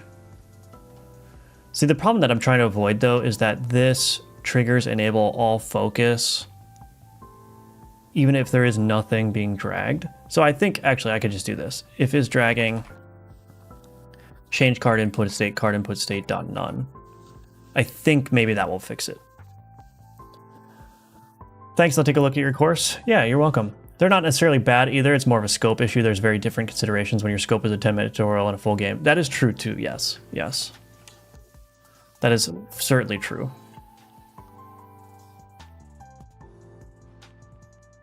Oh, the other part, is I should not be able to close the inventory.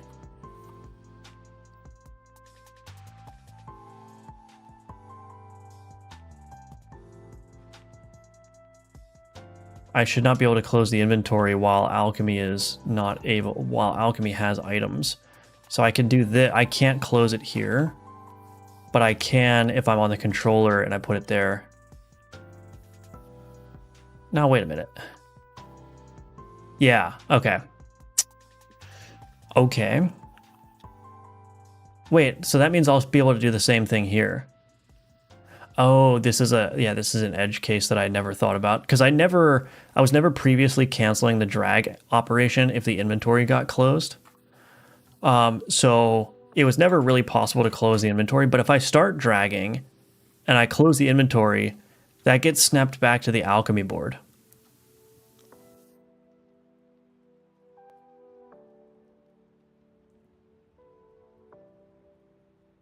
Now, previously, though, this wasn't a problem, because if I closed the inventory, I would still be dragging. Oh, no, maybe previously that was a problem. Actually, I think that's a long-standing issue. So I don't want players to use the alchemy board as extra storage. So I prevent you from returning to the game while there's stuff in the alchemy pot. Otherwise, players would just use it as extra storage, and I don't want that to happen for a variety of reasons. Number one, the amount of storage space you have is very specific, and number two, this would make interacting with the main functionality, which is the alchemy system, very annoying if players were just using this as storage, which is it would discourage alchemy use, right? So I just say, you can't use the alchemy board as storage. It has to be empty if you try to close the inventory. But now I have this problem where I can do that, and now I can cheat it and keep items in there, or at least one item in there. So how am I actually doing this?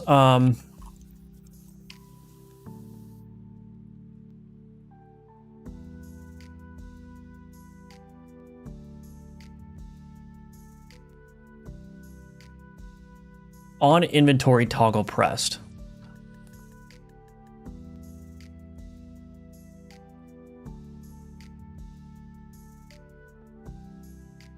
If can close alchemy. So this one, I actually need to do probably something else. Let's just do a new method in here. Do I want to do this?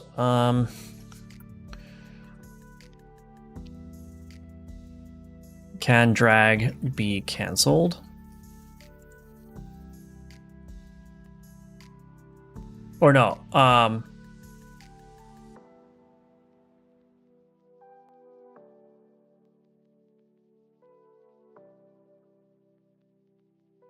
might just simplify this, honestly. I don't need to elevate anything here. Let's just do can close alchemy.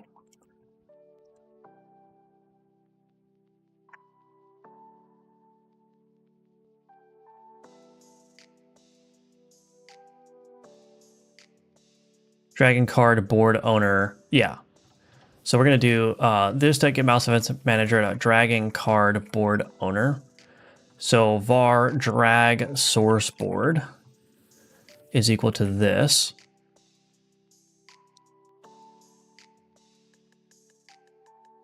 Drag source board is not equal to,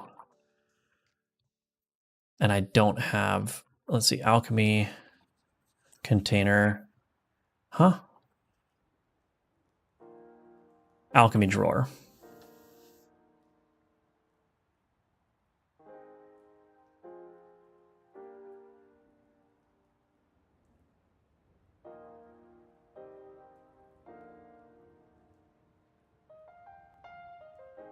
You know what? I'm just gonna do it. I'm gonna do it even simpler, actually. I don't like reaching through a bunch of items to get properties, or a bunch of objects to get properties if I don't have to. So alchemy board is equal to this dot get board manager dot get alchemy board. There we go.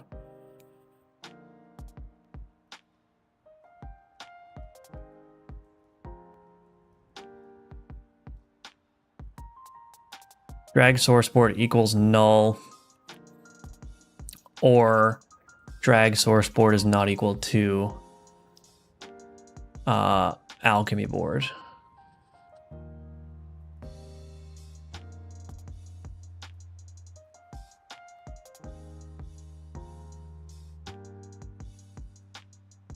All right, let's see if that works.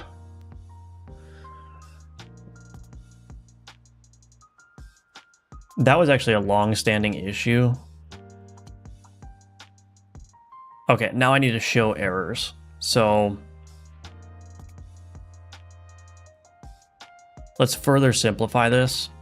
Private bool is currently dragging card from alchemy board. Look at that. Oh man.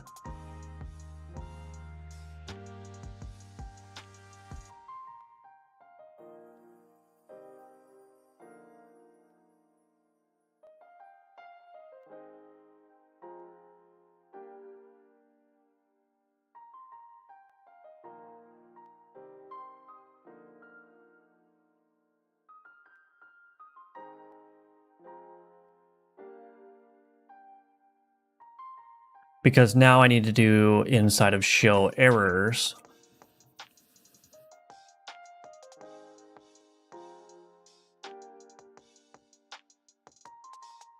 We'll just do this.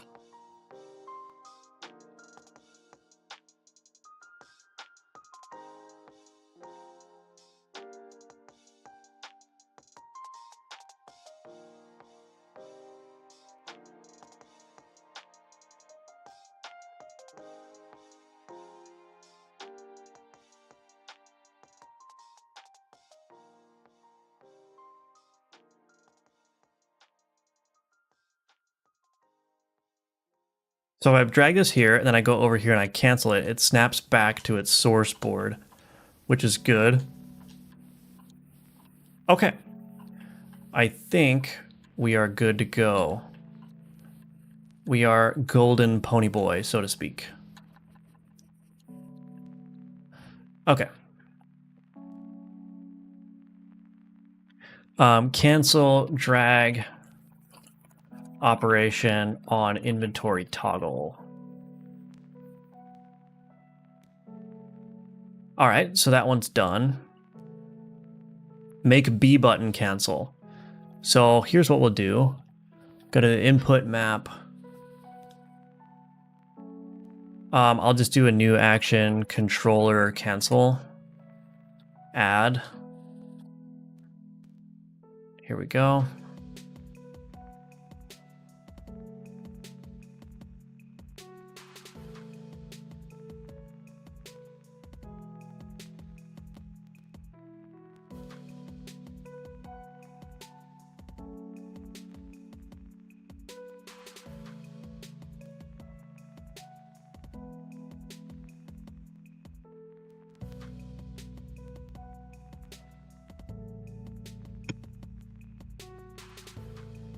All right, where's the best place to put that now? Probably in my card mouse events manager.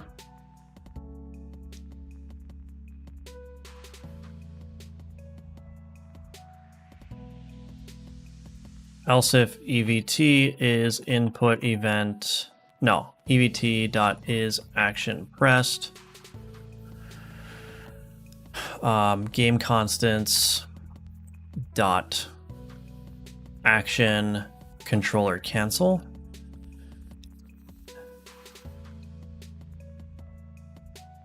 Current state is equal to card input state dot dragging.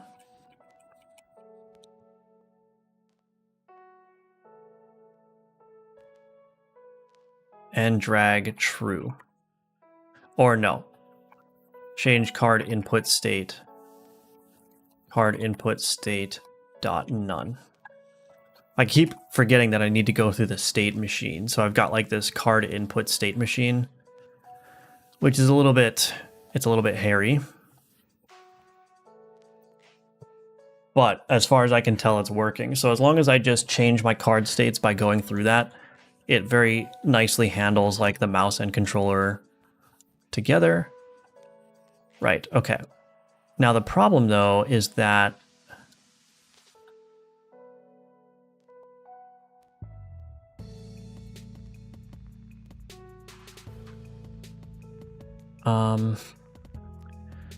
so when I drop a card, when I cancel a card drop, I need the controller to snap back to that card. So we do have the notion of like a last clicked card.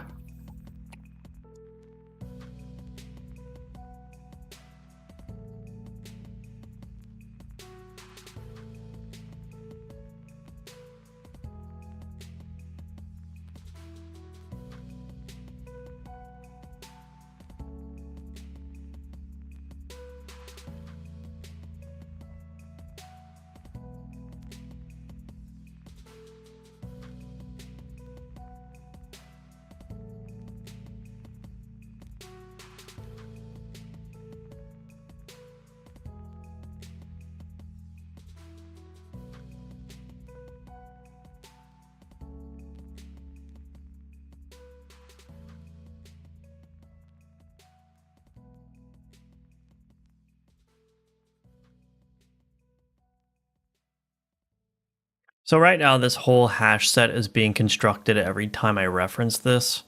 I think maybe a minor improvement I can make here is to just recompute this and store it otherwise when things change. The reason I'm not already doing that is because recomputation of things on demand just makes it guaranteed that whatever state you're trying to get is up to date, right? Like whenever I call this, I know, or whenever I reference this property or this getter, I know that it's always going to be up to date with all the correct data, right? And so during the development phase, it's nice to just not have to deal with potential like cache or stale data issues. But once this becomes more solidified, I think it would make sense to store this value. I mean, it doesn't take that long to construct that, but you could see a situation where if I had to do a bunch of operations where I need to check the focus candidates, like reconstructing that every time with the same data could maybe not be that great, especially if, you know, it's like 1,000 elements every time. But I don't think it's that big of a deal right now. The thing that I'm a little bit confused by is this try grab focus.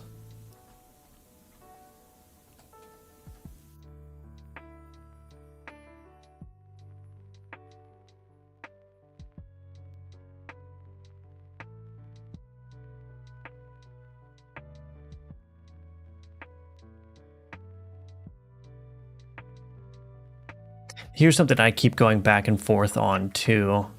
This is control focusable.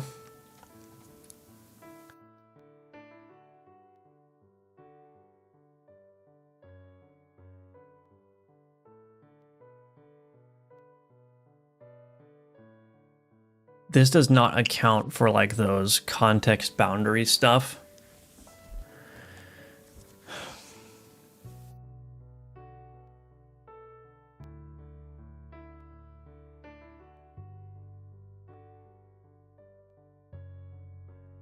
Anyway, these are just all implementation details, but I think what I would want when I call try grab focus in my focus manager,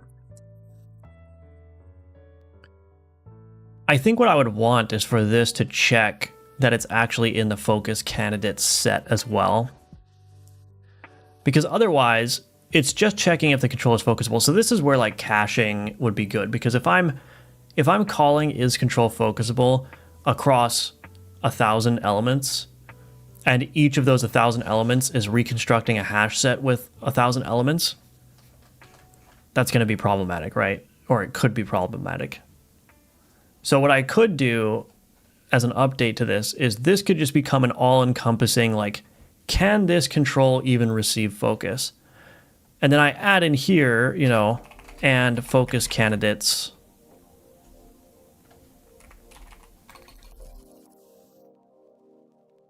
dot focus candidates dot contains control. Then this just becomes a one-stop shop for like just telling me, can I actually receive focus on this control? Like, does it take all the factors into account? And then I may be able to simplify some more code as well. So maybe I should actually do that. And then the try grab focus, since that will be checking the focus candidates, this will just automatically fail if the focus that I'm trying to grab focus on is not in the set of like in the context set essentially. Because as it stands right now, I can call try grab focus on anything that's on any control basically, and as long as it's like just got its focus mode set to all, it will grab the focus, which could put me in a bad state where like I grab the focus of an item that's outside of the current focus context. So I don't want to do that. So I think what I'll do is I wonder if I can recompute the focus candidates instead.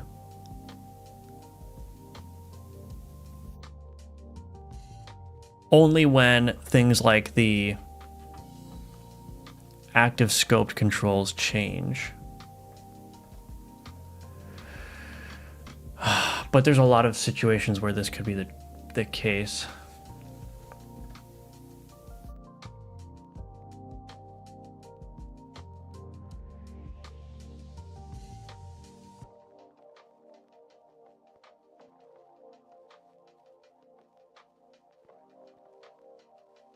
The other thing I could do is I could just build that cached set or rebuild that set whenever refocus is called. But let me think about this.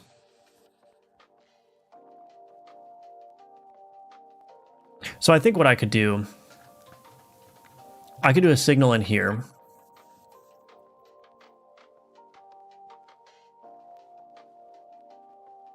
Scoped controls rebuilt event handler. We go down here. We emit that signal.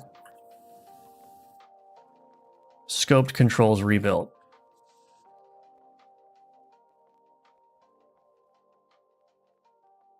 Is that all that I need to do here?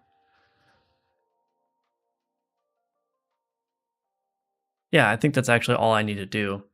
So now my focus manager, what I can do is I've got my focus context boundary manager here. So I can do focus context boundary manager dot scoped controls rebuilt. Or no, sorry. Dot connect to scoped controls rebuilt. And then all the way down here, private void on scoped controls rebuilt.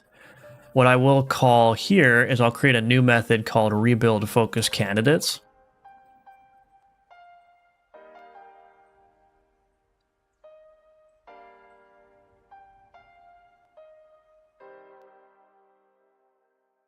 Rebuild focus candidates.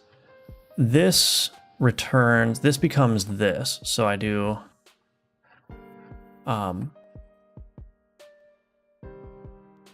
let's just get rid of this focus candidates here. Private read-only hash set control focus candidates is equal to this. Okay, and we go down here. Focus candidates dot clear. Focus candidates dot union with this stuff.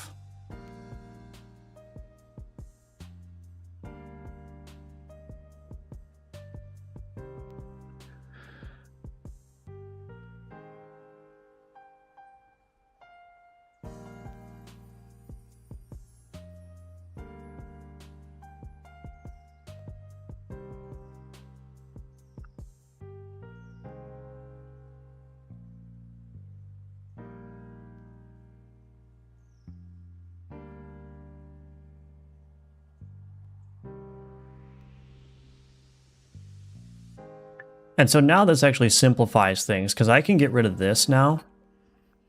And I can say inside of here,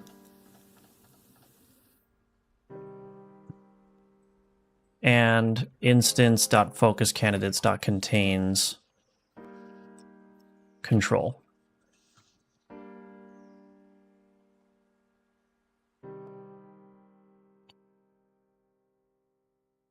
Now the problem is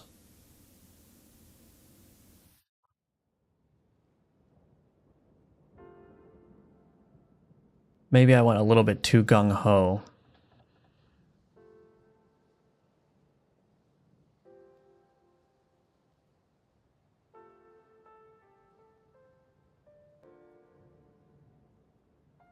Yeah, actually what I can do is I can do focus candidates dot add control here. So so what I'm doing here is I'm actually listening for every time a node enters and exits the tree. And if the node is a control, then I add that to all tree controls. So I have them.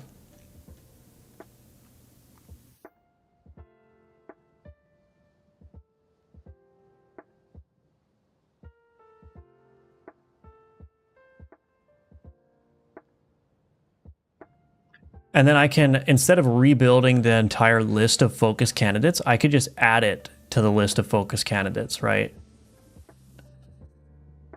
And then this rebuild if boundary,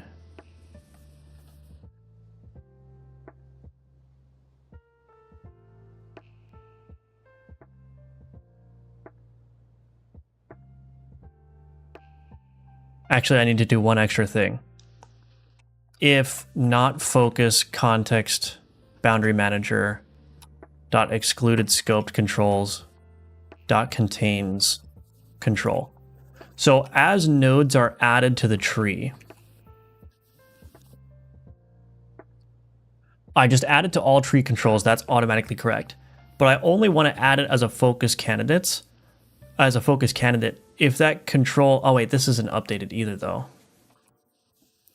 Oh, this may actually be a problem. Shoot. This excluded scoped controls is not rebuilt when things get added to the tree. I don't think.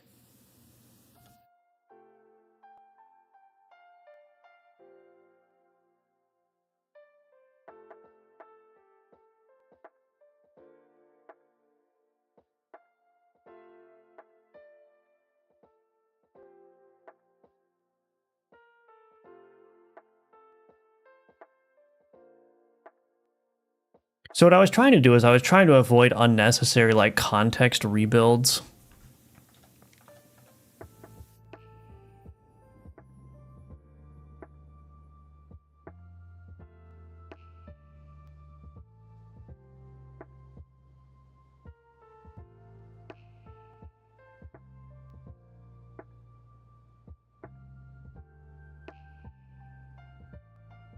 The problem here is that I could add a control that should be in the excluded scoped controls set, but this is not being updated when nodes enter the tree. So it's possible that I could add a node to the tree that should be in the excluded set, but isn't being detected as being in the excluded set. So what I should probably do, I should probably just trigger a rebuild, honestly, every time a control gets added.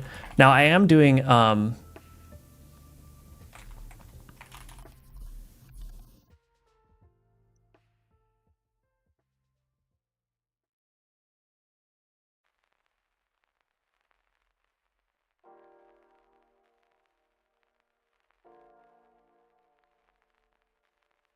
yeah, let's just get rid of this. I am doing a debounce here. So the scope is only going to be rebuilt at most once per frame, because if it detects that there's a rebuild already queued, it skips. Otherwise, it puts the rebuild in a deferred call. So this is debounce. So I can call this, 1,000 times in a single frame, and it's only going to rebuild once. So I think that's fine. I think there's probably room for me to improve this, but whenever a new control is added to the all tree controls set, I'm just going to trigger a rebuild of the boundaries. And that's only going to happen once. So, and it's only going to happen if a control is added. And I could probably make this a little bit more sophisticated as well, because like this will fire if labels get added and whatever else. And actually that might be a problem.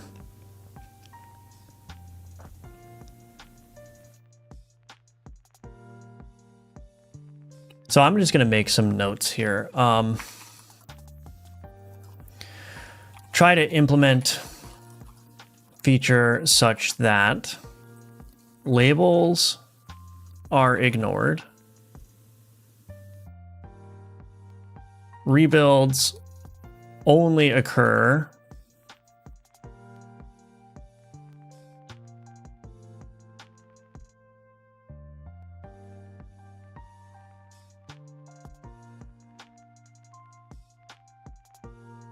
if an exclusion set would be changed.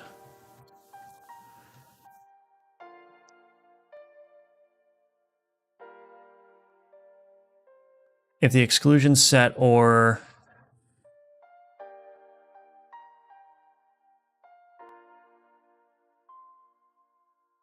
active scope set would be changed.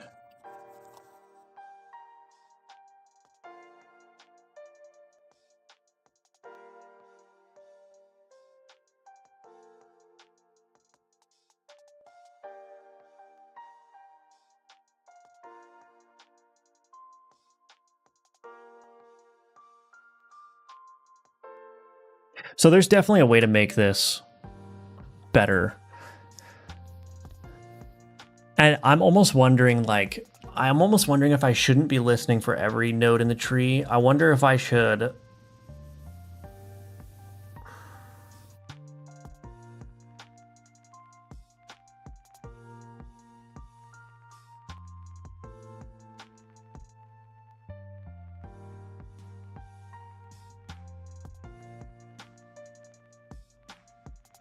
I already have this dictionary of focus toggle listeners. This is basically a way that I can change the focus mode of items or objects when the input device changes.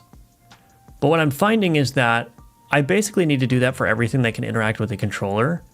So I may be able to simplify this even further and just not even have this on node added and on node removed stuff. I may be able to just use this focus toggle listeners. So it becomes like an opt-in system instead, where only the stuff that is going to be able to receive controller support will be considered as part of the rebuild.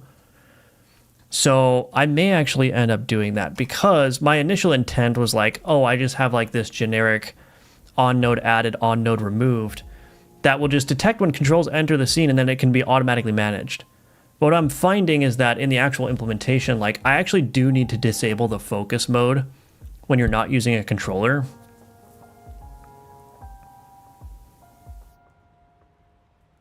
And so that means that any control which could be interacted with by a controller has to opt into this focus toggle listener system anyway. So if that's already the case, then I basically don't need this.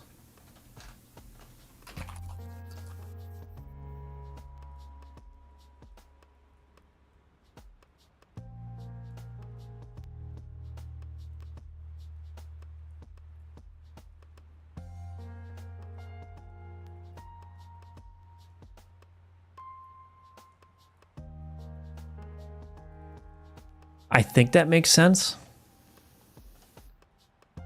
I actually forgot what I was doing with all this stuff. Unscoped controls rebuild focus. Right, I'm caching the focus candidates.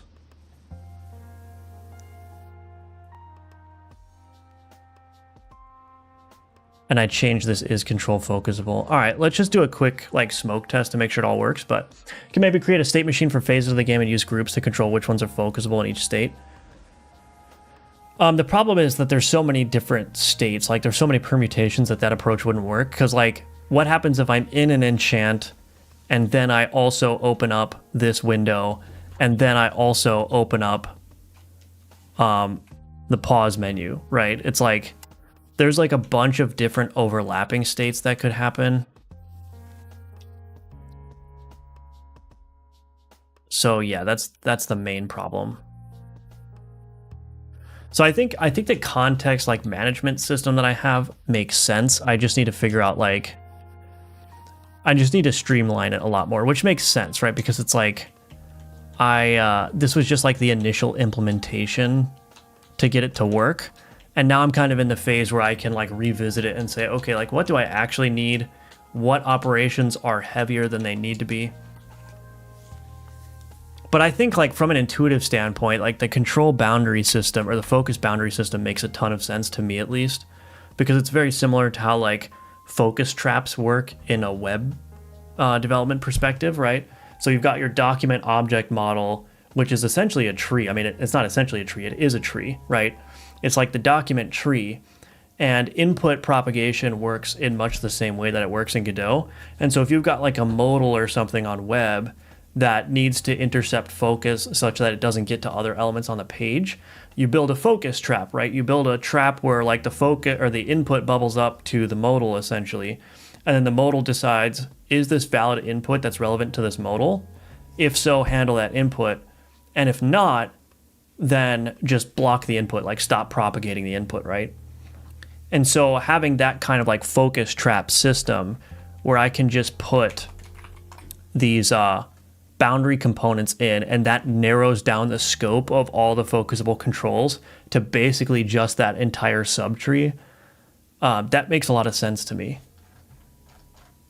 Because it's, number one, it just makes intuitive sense. And number two, it's fully configurable through the editor, right? So once I've built this focus trap system that sits on top of the game, controlling the focus traps just becomes a matter of opening up the scene and adding that component there. Hello, Mark. Welcome. Godot has a focus handler in the inspector. Don't know if that's what you wanted or not. I don't think so, no. I have insomnia, and the worst part is I wake up with your stream when your stream is already over. Oh, I'm sorry to hear that. I'm going to keep going for a little bit, though, I think. Hello, David. I took all your courses on Udemy. You are, in my opinion, the best C# developer in Godot. I'm waiting for new tutorials. Good luck. Oh, thank you. I appreciate that. That's very kind of you to say.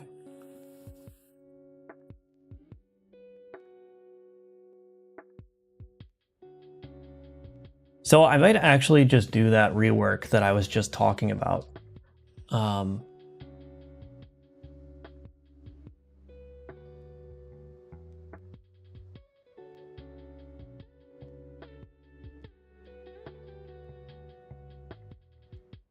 mean, is everything still working? Everything seems to be still working.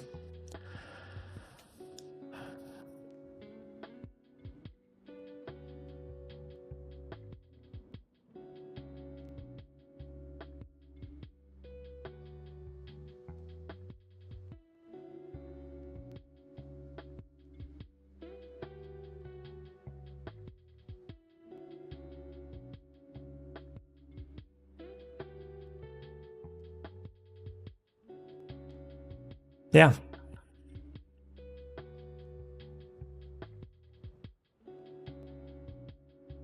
I don't really see any issues here.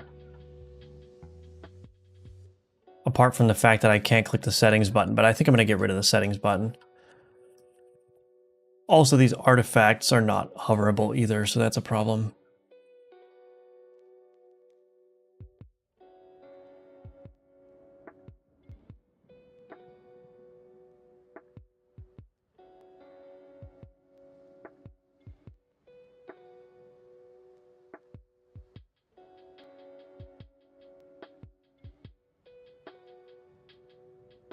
Just make sure the menu still works as I expect it to.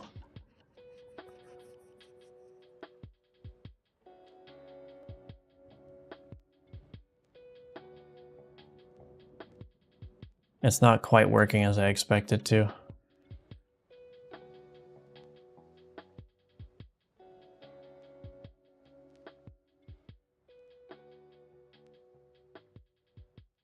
Tooltips are obviously still wrong.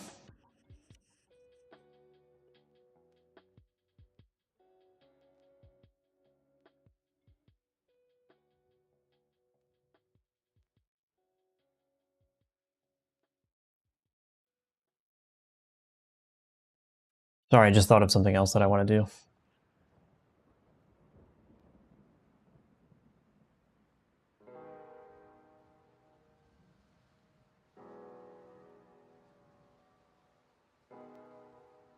All right, I'm gonna go out on a limb here.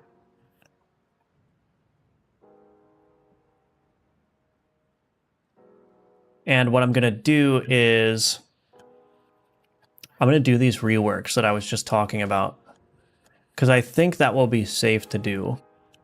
I think I have a clearer picture of how the system is working now. And so, yeah, I think it's just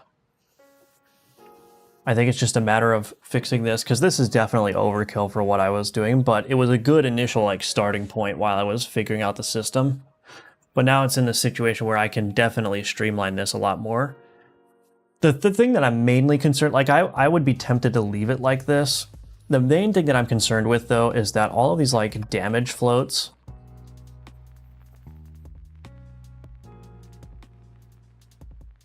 what is it? Text float.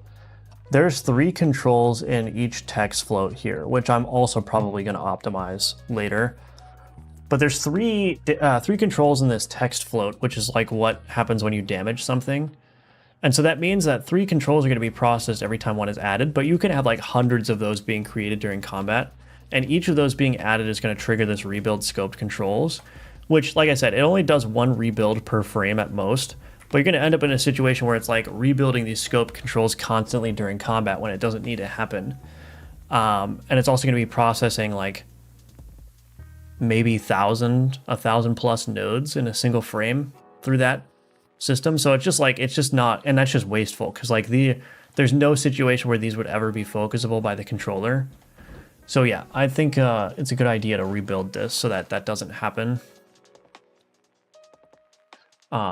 So yeah, but it should be fine. It should be fine. Did you work on building the theme of the game before you started designing game mechanics? Yeah, I did actually. Death streaks. So when I start new games, whether they're for game jams or full games or whatever, I almost always start with like a mock-up. And as a matter of fact, I can actually show you an early mock-up that I did for Alchemortis if I can find it. Yeah. I think I have a better one.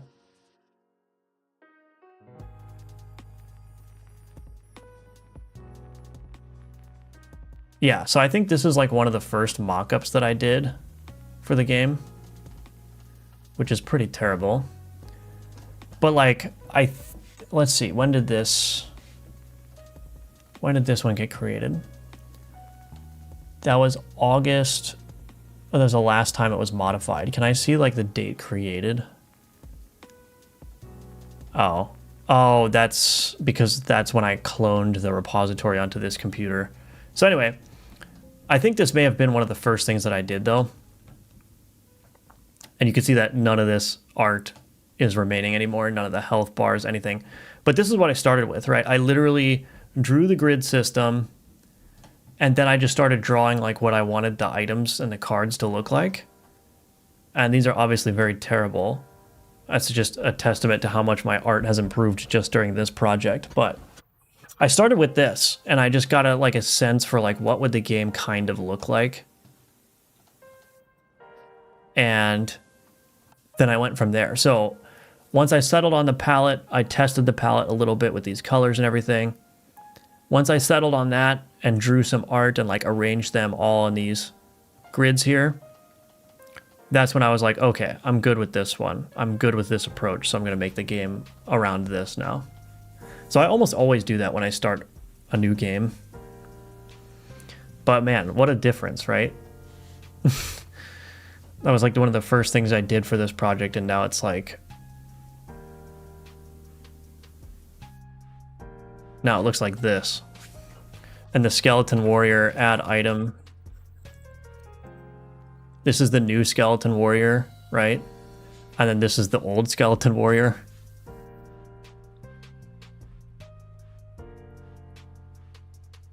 Yeah. Quite a lot of... And then like the UI and stuff. The boards. The only thing that's remaining basically originally from the game when I first started is like the cell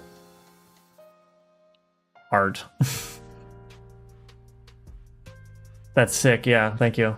Need to start backing my repos out of the main Godot folder so I can include satellite assets easier. Oh yeah, that makes sense. Okay, anyway, give me a quick 3-minute break. When I come back, we'll do that focus manager stuff. And we'll go from there.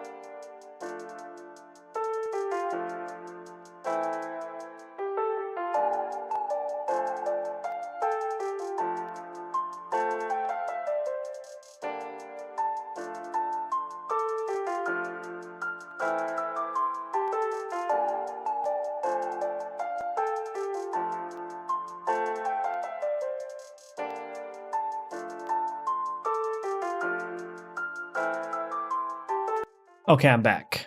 Hello, Budget Jim. Thank you so much for the subscription. Wow, very much appreciate that. Thank you, thank you. Thank you, thank you.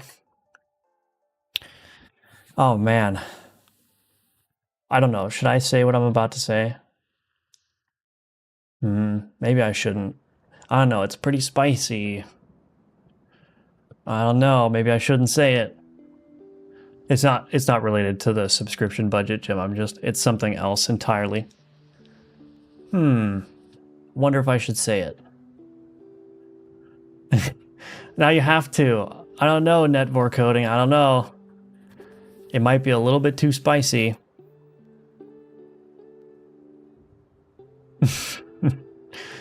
Well, there's not a whole lot of people here, so here's what I'll say. Tomorrow is a big day. It is a big day as it relates to the game. That's all I will say. You'll have to live through tomorrow to figure it out. Okay, so what do I need to do here?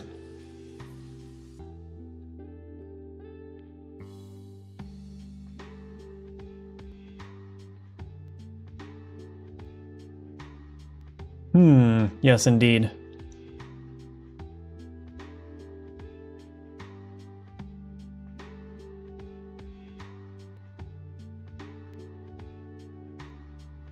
Oh, I'm just realizing there's a problem here. Thank you, Blue Shell. Good luck with tomorrow, whatever it is that's happening. Yeah. You'll find out. You'll find out.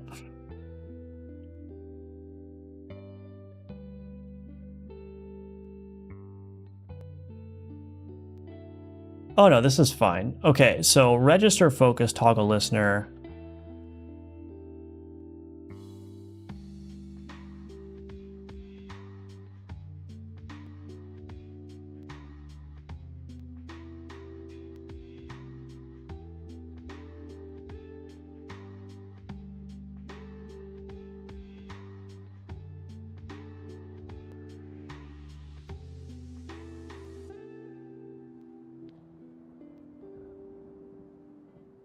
We're going to get rid of this on node added. Instead, what we're going to do is whenever this gets registered, we are going to call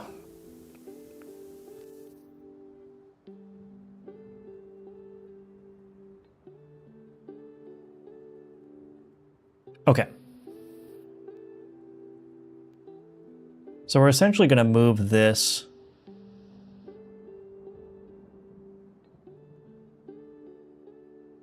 I'm going to need to call register focus priority components as well. So let's handle one thing at a time.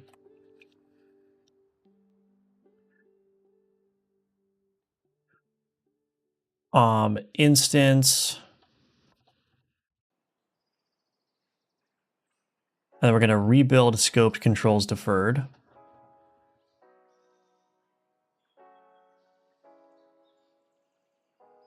On node removed.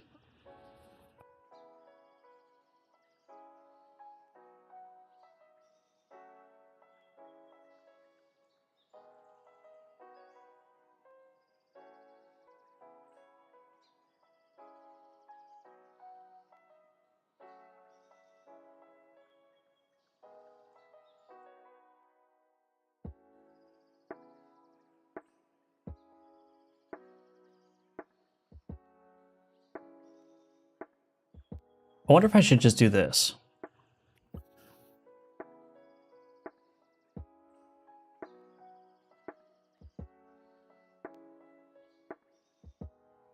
I'm going to change this a little bit.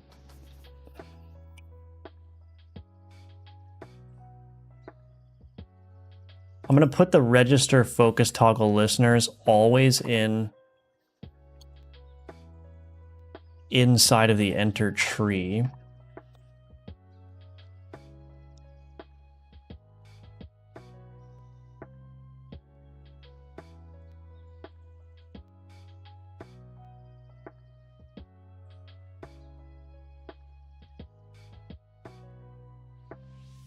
Okay.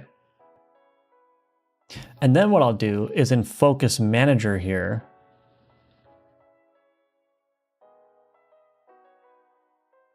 oh wait, maybe this is not a good idea.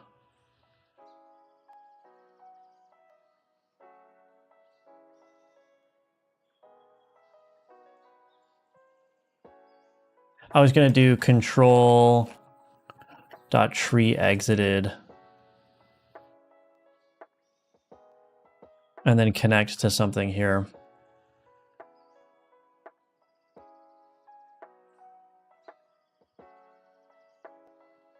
This requires a little bit of a different way of thinking about this.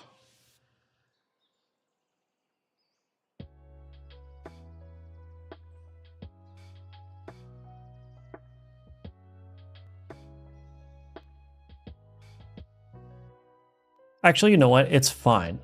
I could just let this, so I don't actually need to explicitly do cleanup code. So I was thinking I connect a tree exited on this control so I can clean it up. But the thing is, those kind of get passively cleaned. So every time I call update focus toggle listeners, which happens when? That happens on device change, but it also happens in enable and disable all focus.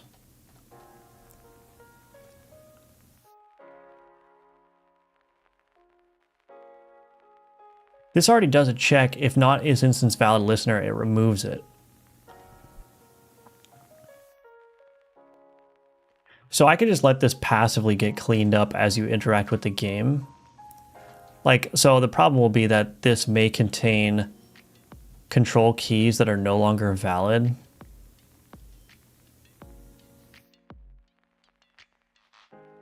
The other option is to put a deregister call inside of enter tree, or exit tree, I mean. The problem with doing this, tree exited plus equals on whatever, is that if it gets removed from the tree and I deregister it, and then I add it to the tree again, this will be called again, this register focus toggle listener, and it could,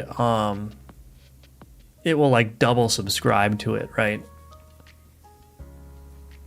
So to prevent double subscriptions,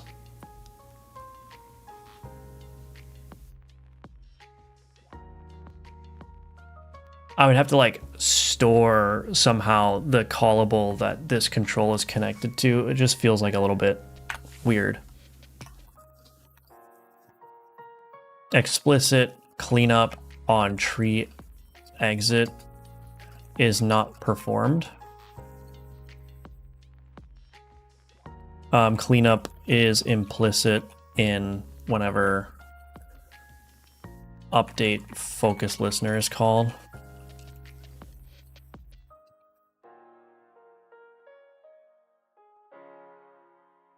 Anyway, that's fine. So we add the all tree controls, and then we want to rebuild the scoped controls whenever we register one. So that's already done. So we can say that this is good. I am going to need to do a register focus priority component though. So let's do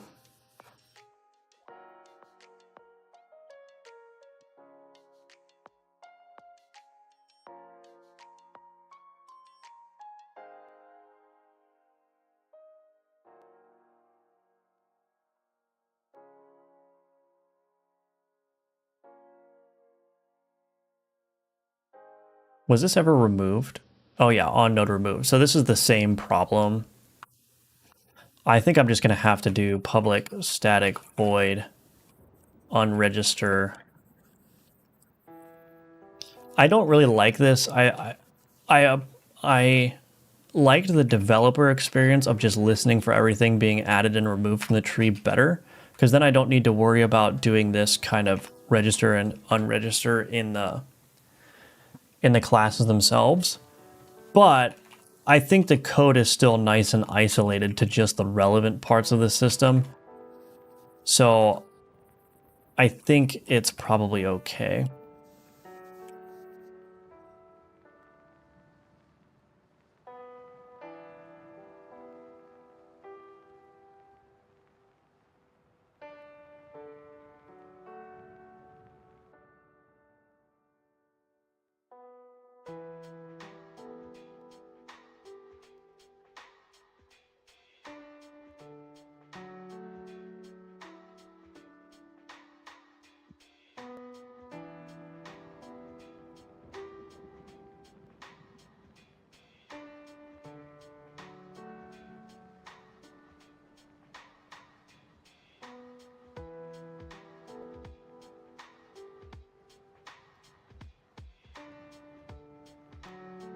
I don't think I need to do anything special because these are just like if there is no focus in the game, these focus priority components just tell the system which component should be focused first or which element should be focused first. So I think that's okay.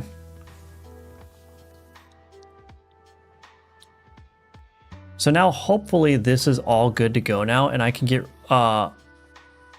let's see.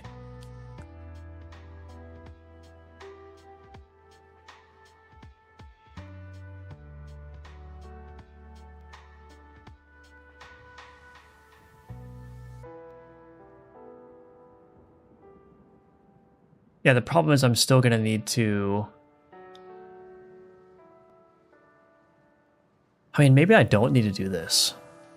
Maybe I don't need to do cleanup specifically.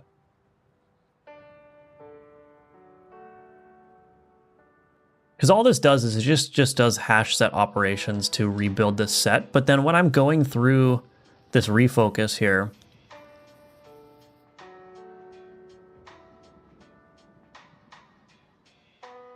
this checks already if the instance is valid. So focus priority, try grab focus.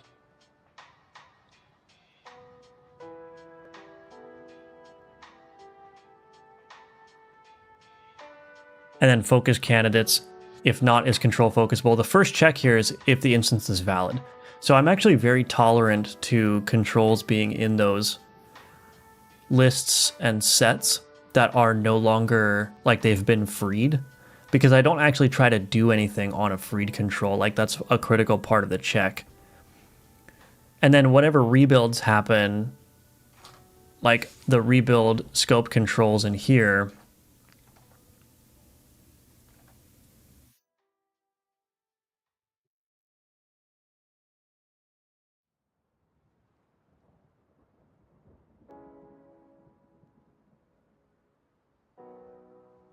I already have register boundary and unregister boundary. So I'm already doing this pattern here.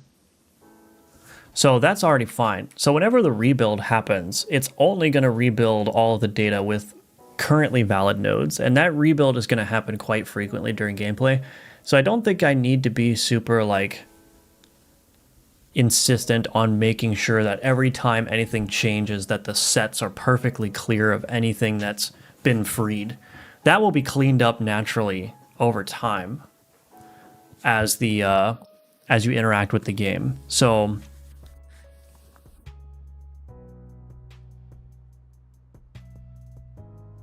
I'm just trying to think, is there anything else that I need to do?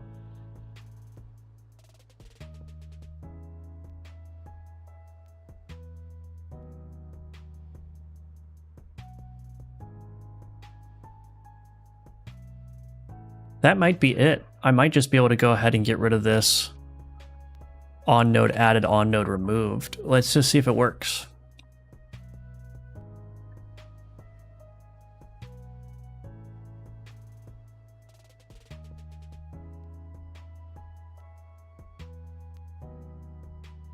I still have this issue where I can't interact with the game.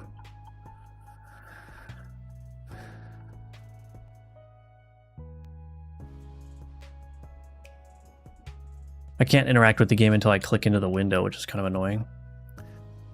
Okay, this focus context boundary is not working. I have an error here, though. Oh, cannot access a disposed object. That's exactly what I was just talking about. Focus context boundary manager 82.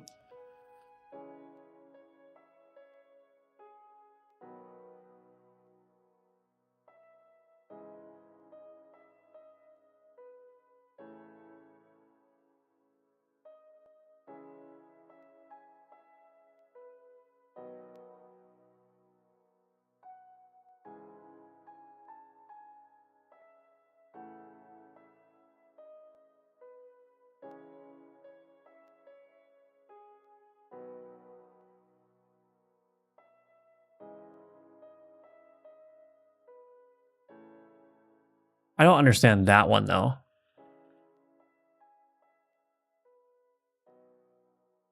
$65. This is the one I looked at and I was like, no, that won't happen.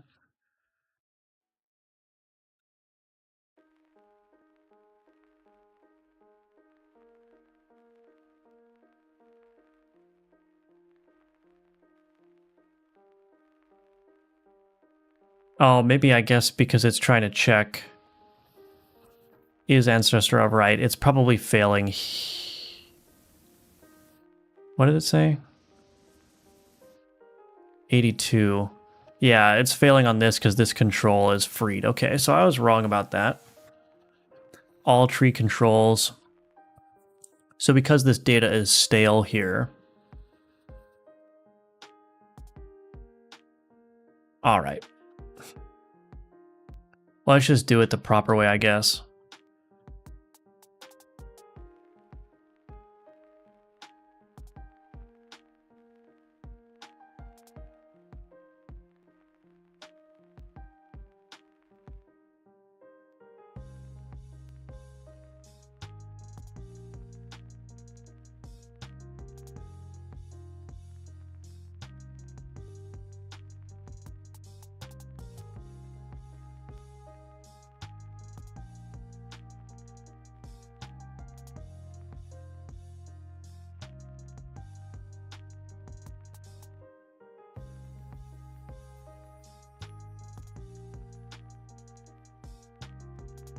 I think we can call a refocus deferred here. So in case we're removing the object that previously had focus, we want to re-grab the focus again.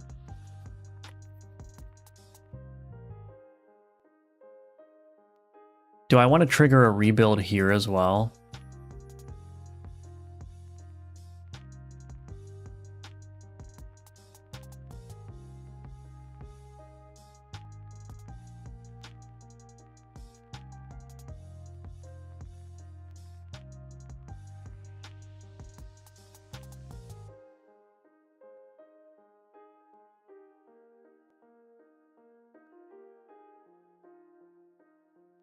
I might do something like... Oh wait, is control active in scope? Wait, active scope controls, excluded scope controls.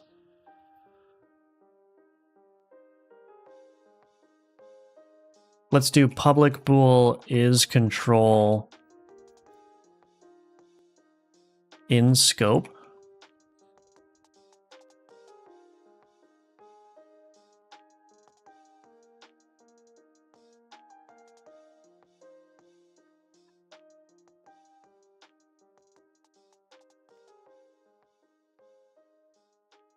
And then in here, what we'll do is we'll do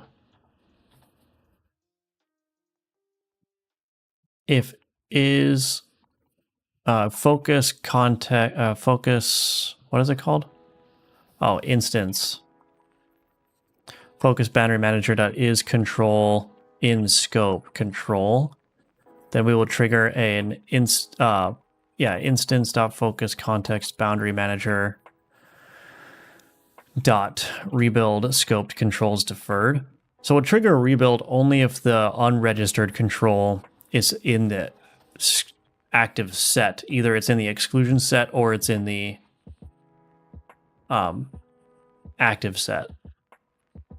So this should prevent unnecessary rebuilds if like something that's not even part of the scope is being removed.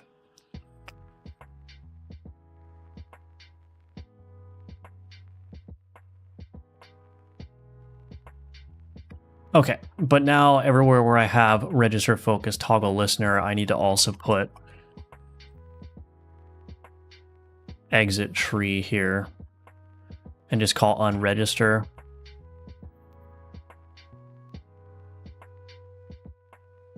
So it's a little bit more code than I was hoping to write in like all of the relevant focusable classes, but that's just how it ended up going, I guess.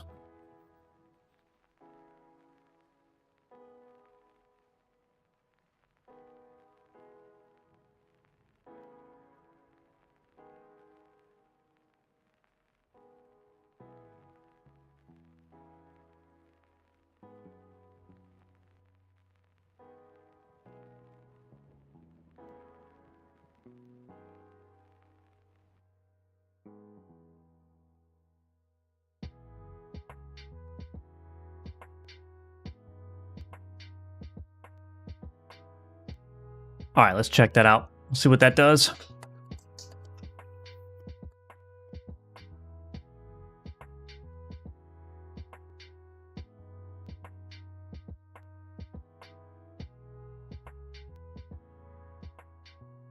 I still can't focus on this menu. I don't know why that's happening. Maybe I didn't put a boundary component on my pause menu. No, I did. Oh, maybe I don't have a... Let's see, let's add focus priority component there. Let's see if that works. That's like kind of a side issue, but I would like to fix that if possible. No, it's not working. Might just be a cursor bug, actually. Maybe it's getting set to invisible when it shouldn't be. So, yeah, maybe it's just a cursor bug. Because the thing is, like, this resume button does become focused when I click the settings.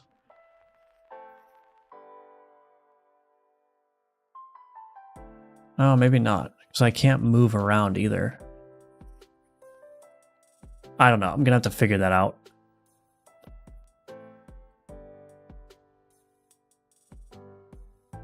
My focus is not working now when I place an item.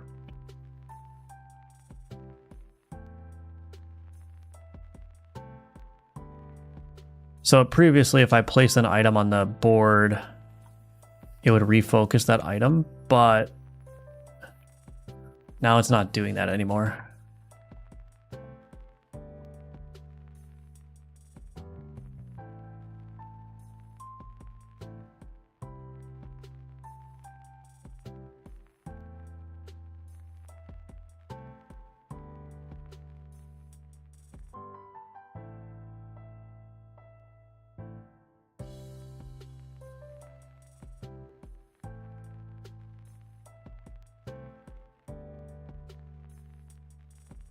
So enable all focus.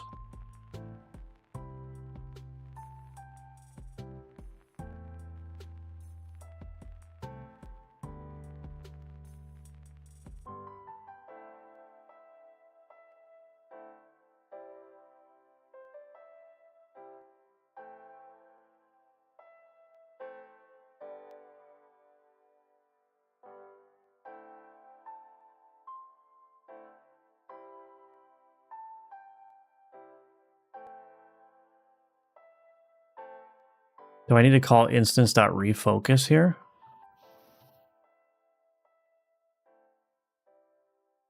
Maybe that's what I'm missing. How did I lose that, though? I don't remember ever deleting a line like that.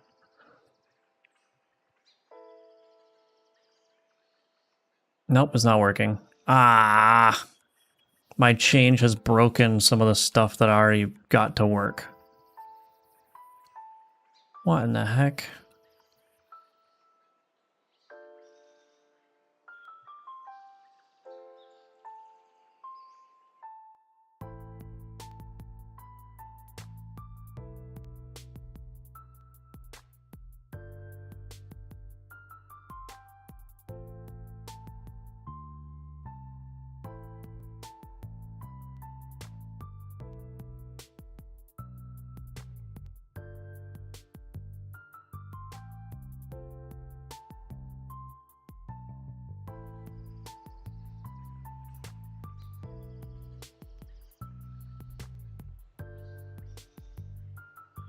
I don't remember changing anything specific to that.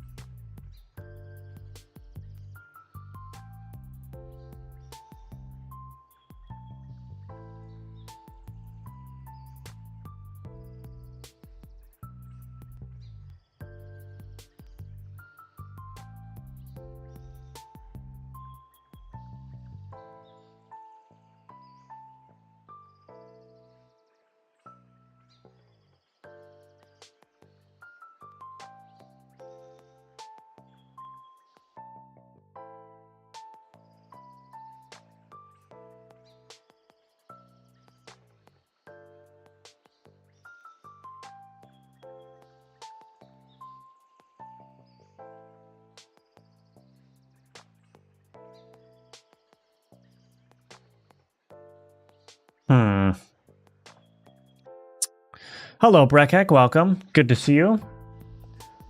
Welcome, welcome. You're doing great. Thank you, Kelso. It's been a while and your pixel art stuff has gotten even better. Love the cauldron sprite. Thank you. Appreciate that. Yeah. Good to see you again. Your game looks big, I guess. Why? I'm glad it looks big. Why is it not working? No. All right. Well, that's supposed to refocus on the item that you drag and drop. Ah, this is a mess. And it's still not working on the pause menu. Something's going wrong here. I need to figure out what's going on. Like, when I drop an item, it needs to refocus on that item, but that's not happening. And I don't know exactly what changed here that would have affected that. As far as I can tell, the scope boundary stuff is working. Like if I go here and I go to unlocks, this is working just fine. Go to characters. So that's working just fine. And then I can focus on this now just fine. And then this gets focused. I can't focus on the inventory. It's just when I place this item now, that try grab focus or the focus re-grabbing is not working.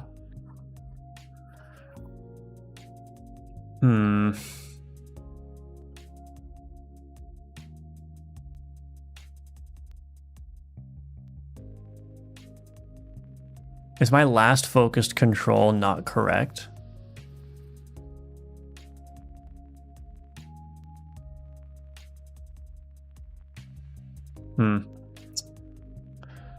Wow, thank you, 2 nerdy nerds, for the party raid party of 36. Wow, thank you. Appreciate that. Hello, welcome everybody. Hello, Red.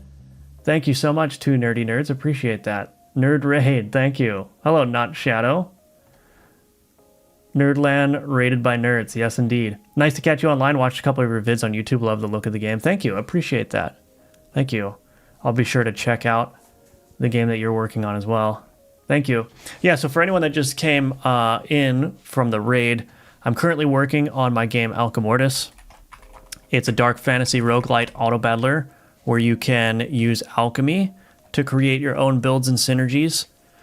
So if that sounds up your alley, I actually have a public playtest coming very, very, very soon. So you'll be able to join the playtest from the Steam page. The game is set to release later this year, 5 or 6 months-ish. And it's a entirely solo effort. I'm doing all the art, all the gameplay programming, all that stuff by myself. So, yeah, that's just a little bit of background for anyone coming in who hasn't seen the game. Right now, one of my main goals for a release is to have controller support for Steam Deck primarily, but also for PC. So I've got my controller right here, and I'm just working through getting all the various game operations to work nicely with it, and it's still a work in progress, so if it looks janky, that's why.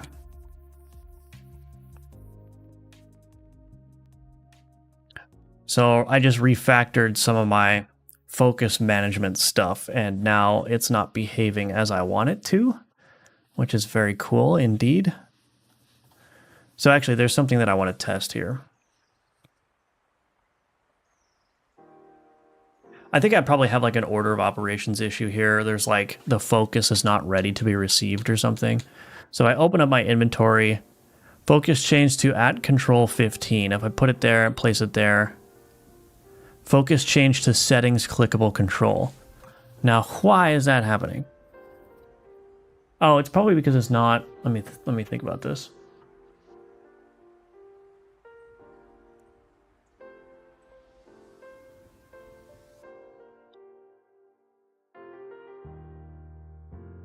So it's not going to happen in here. It's going to happen when I enable all focus. Oh, that would be it right here. Refocus deferred. That's probably what I need to do. I wonder if that will fix it. Are there any notable downsides you've come across when using C# compared to GDScript? The lack of web exports is one of those things. But that's really the only thing that I would mention. Good old controller support, can't live with it, can't live without it, yeah. Yep, but let's see if this works. It still doesn't work. Son of a biscuit. So I'm trying to get it so that way, like, you know, I'm dragging this tapeworm around, which is a lovely sentence. But when I drop the tapeworm onto a board, like my cursor should retain focus on that item. But instead it's jumping up to this control that's like invisible up here. Or it's hidden. So it's just jumping immediately to that one, which is not what I want. Is refocus being called anywhere else? No.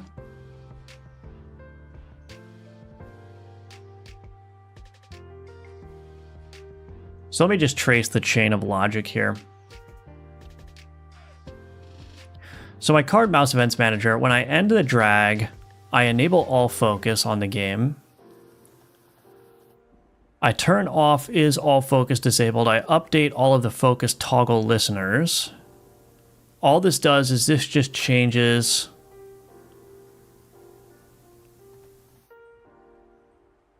oh, this already calls refocus deferred here. So I actually don't need to do this.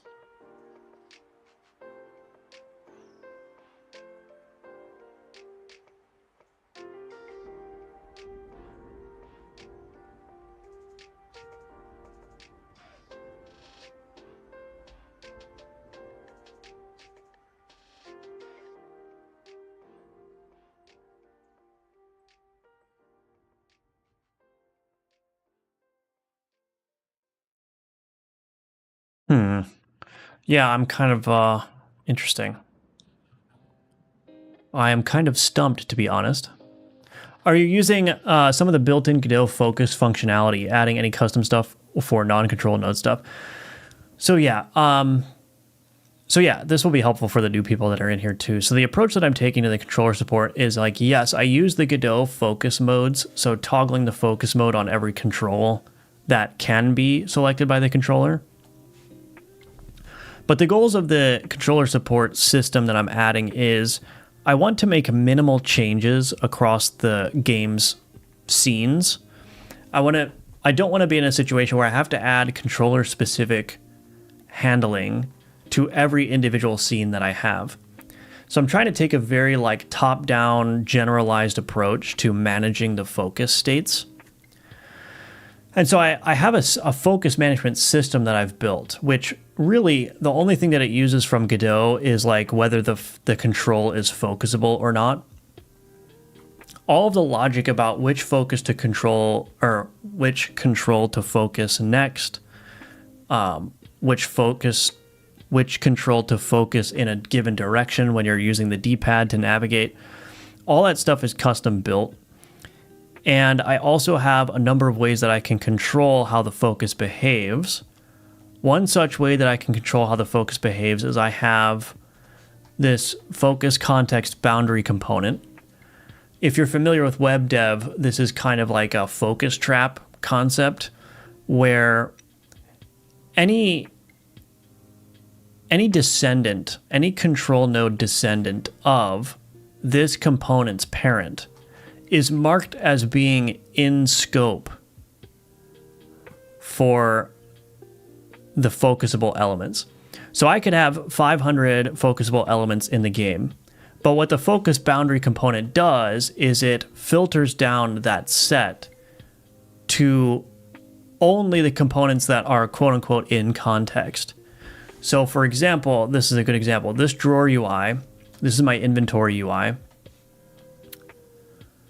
When I open up my inventory UI, what I want to happen is I don't want to be able to focus any of these map nodes over here, right? Like none of this should be interactable. So I open my inventory, that focus boundary component kicks in and it limits the set of controls that are able to be focused to only the elements that are descendants of that drawer UI scene. And so that's how I'm blocking, that's how I'm constraining the focus to only be restricted to elements that are like in context. So anyway, that's kind of like just a general high level overview, but yeah, again, the goals of the system is like, I don't want to throw a bunch of spaghetti all through my code base where I'm trying to handle these very specific situations about what can receive controller focus and what can't. So I've just built a system that is supposed to be giving me a large amount of control over how the focus is handled. But I am currently working on something that kind of broke it because like this is not working. I can't refocus this tapeworm here when I drop it on the board. And I don't know why that's happening. So we have focus changed to @control14 at the bottom there. Right, focus changed to @control14. And so if I drop it, it's saying that the focus... Actually, now wait a minute. Let's take a look at that timestamp. Okay, so 887 is the timestamp there. Yeah. So for some reason, it's changing back to the settings clickable control, which is, again, it's this little button up here. But what it should be doing is it should be going to the last focused control, which should be the tapeworm. So I don't know exactly what's going on here. I was on this currently changed code here. I'm changing how this works. So there must have been some kind of like specific interaction that was like implicit to the code that was making it work a certain way.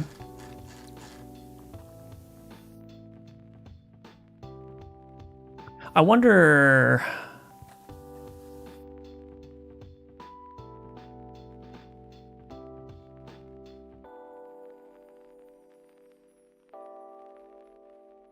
So I'm pretty sure it's related to this last focus control. Is this being called?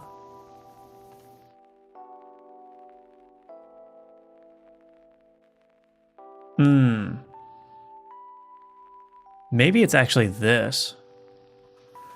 Let me remove this real quick. I just want to see if that works. Thank you, HFVTDG. Thank you. That sounds powerful. Like it could be used for all your future games too. Not an easy task to make things reusable in game dev. Yeah, that's what I was thinking too. Like, if this focus system ends up being generalizable enough, then I could, at the bare minimum, use it for future projects. But I could potentially turn this into like a focus management add-on that you could pull into your project to control the controller focus. No, it's still not working. So yeah, I'm clicking the triangle. Oh my gosh, the candle, and wherever I drop the candle works, but my controller focus is jumping up to that element instead of refocusing on the candle. So I'm not exactly, I don't know what's going on.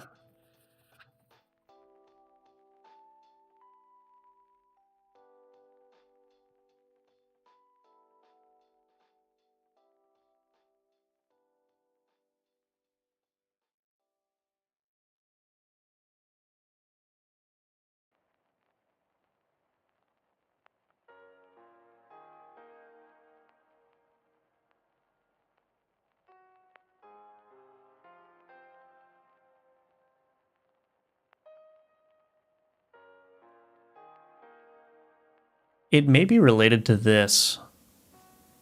Focus candidates. I wonder...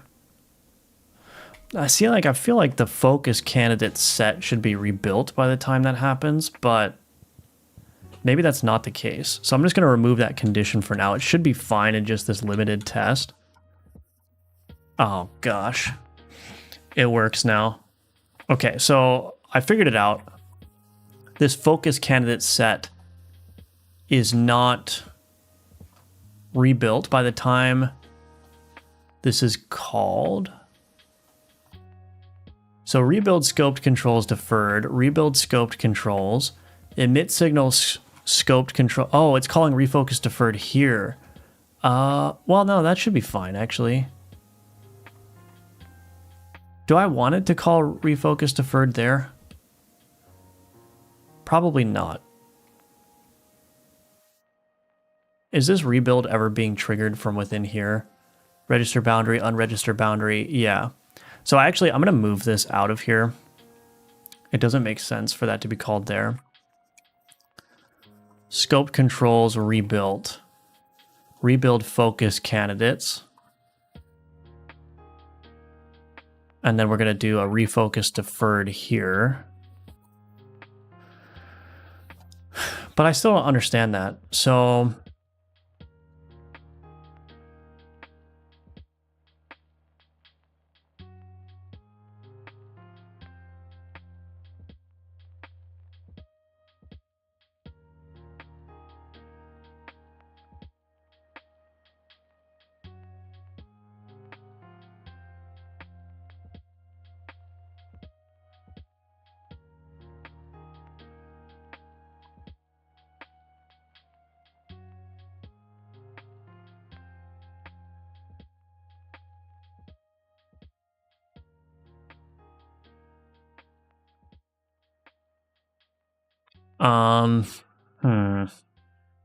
Now I'm just getting lost. Enable all focus, update focus toggle listeners. So this enable all focus is here. That's being called from card mouse events manager. This is doing update all focus toggle listeners. You know what? This may be, yeah.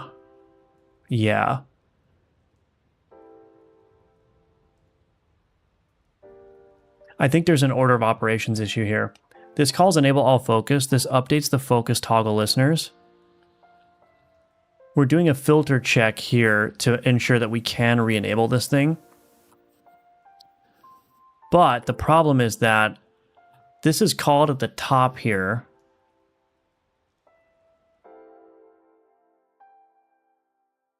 And by the time it gets into this, these focus listeners will not actually be... Oh, wait a minute. Fudge. Yeah, these things will not actually be focusable by the time we get to this code. Because those become focusable when I enable mouse areas here. So I think that's probably the problem.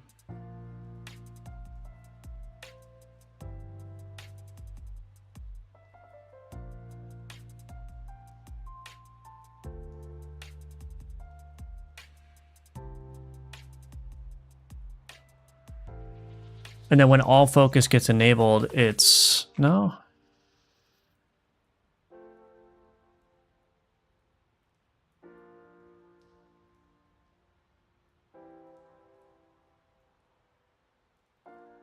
Yeah, I think that's probably the problem, actually.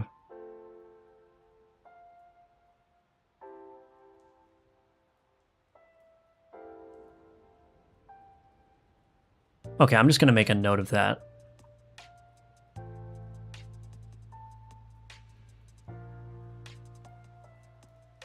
All right.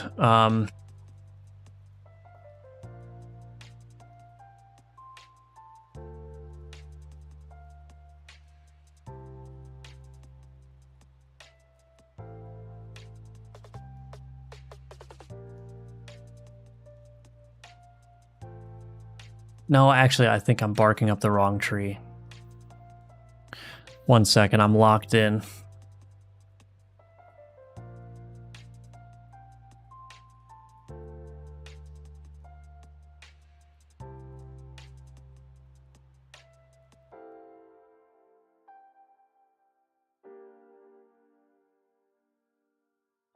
Yeah, I don't know.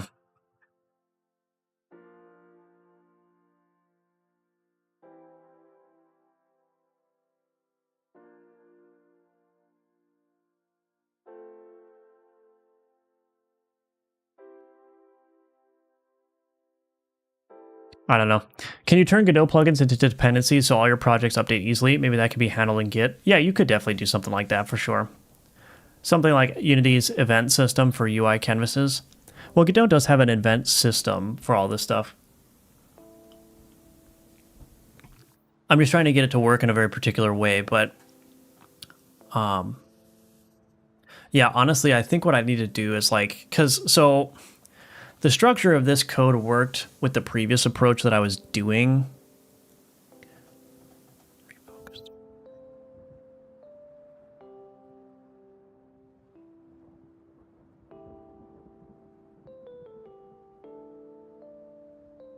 Did I already try this?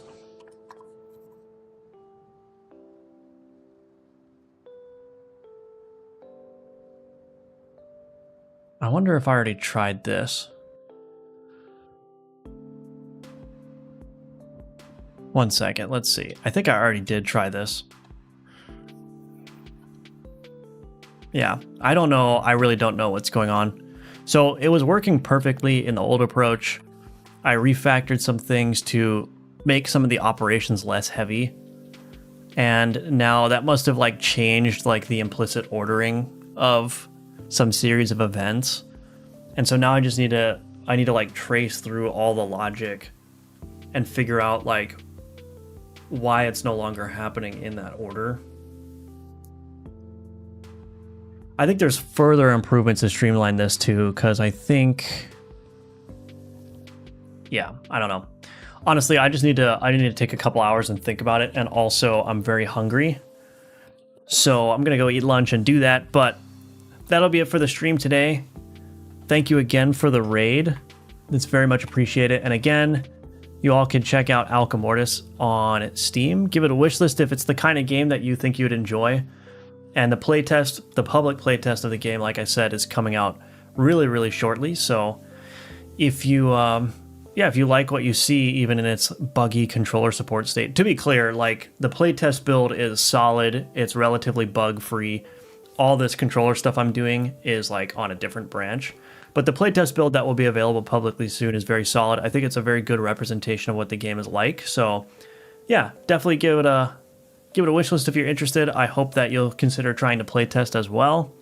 I'm looking for any and all feedback on the game so it can be as good as it possibly can be. But anyway, thank you all, everyone. It's very much appreciated. Appreciate your support. And I will see you in the next stream, which will probably be Monday at 10 a.m. Eastern. All right, take care, everyone. Have a good weekend, and bye-bye for now.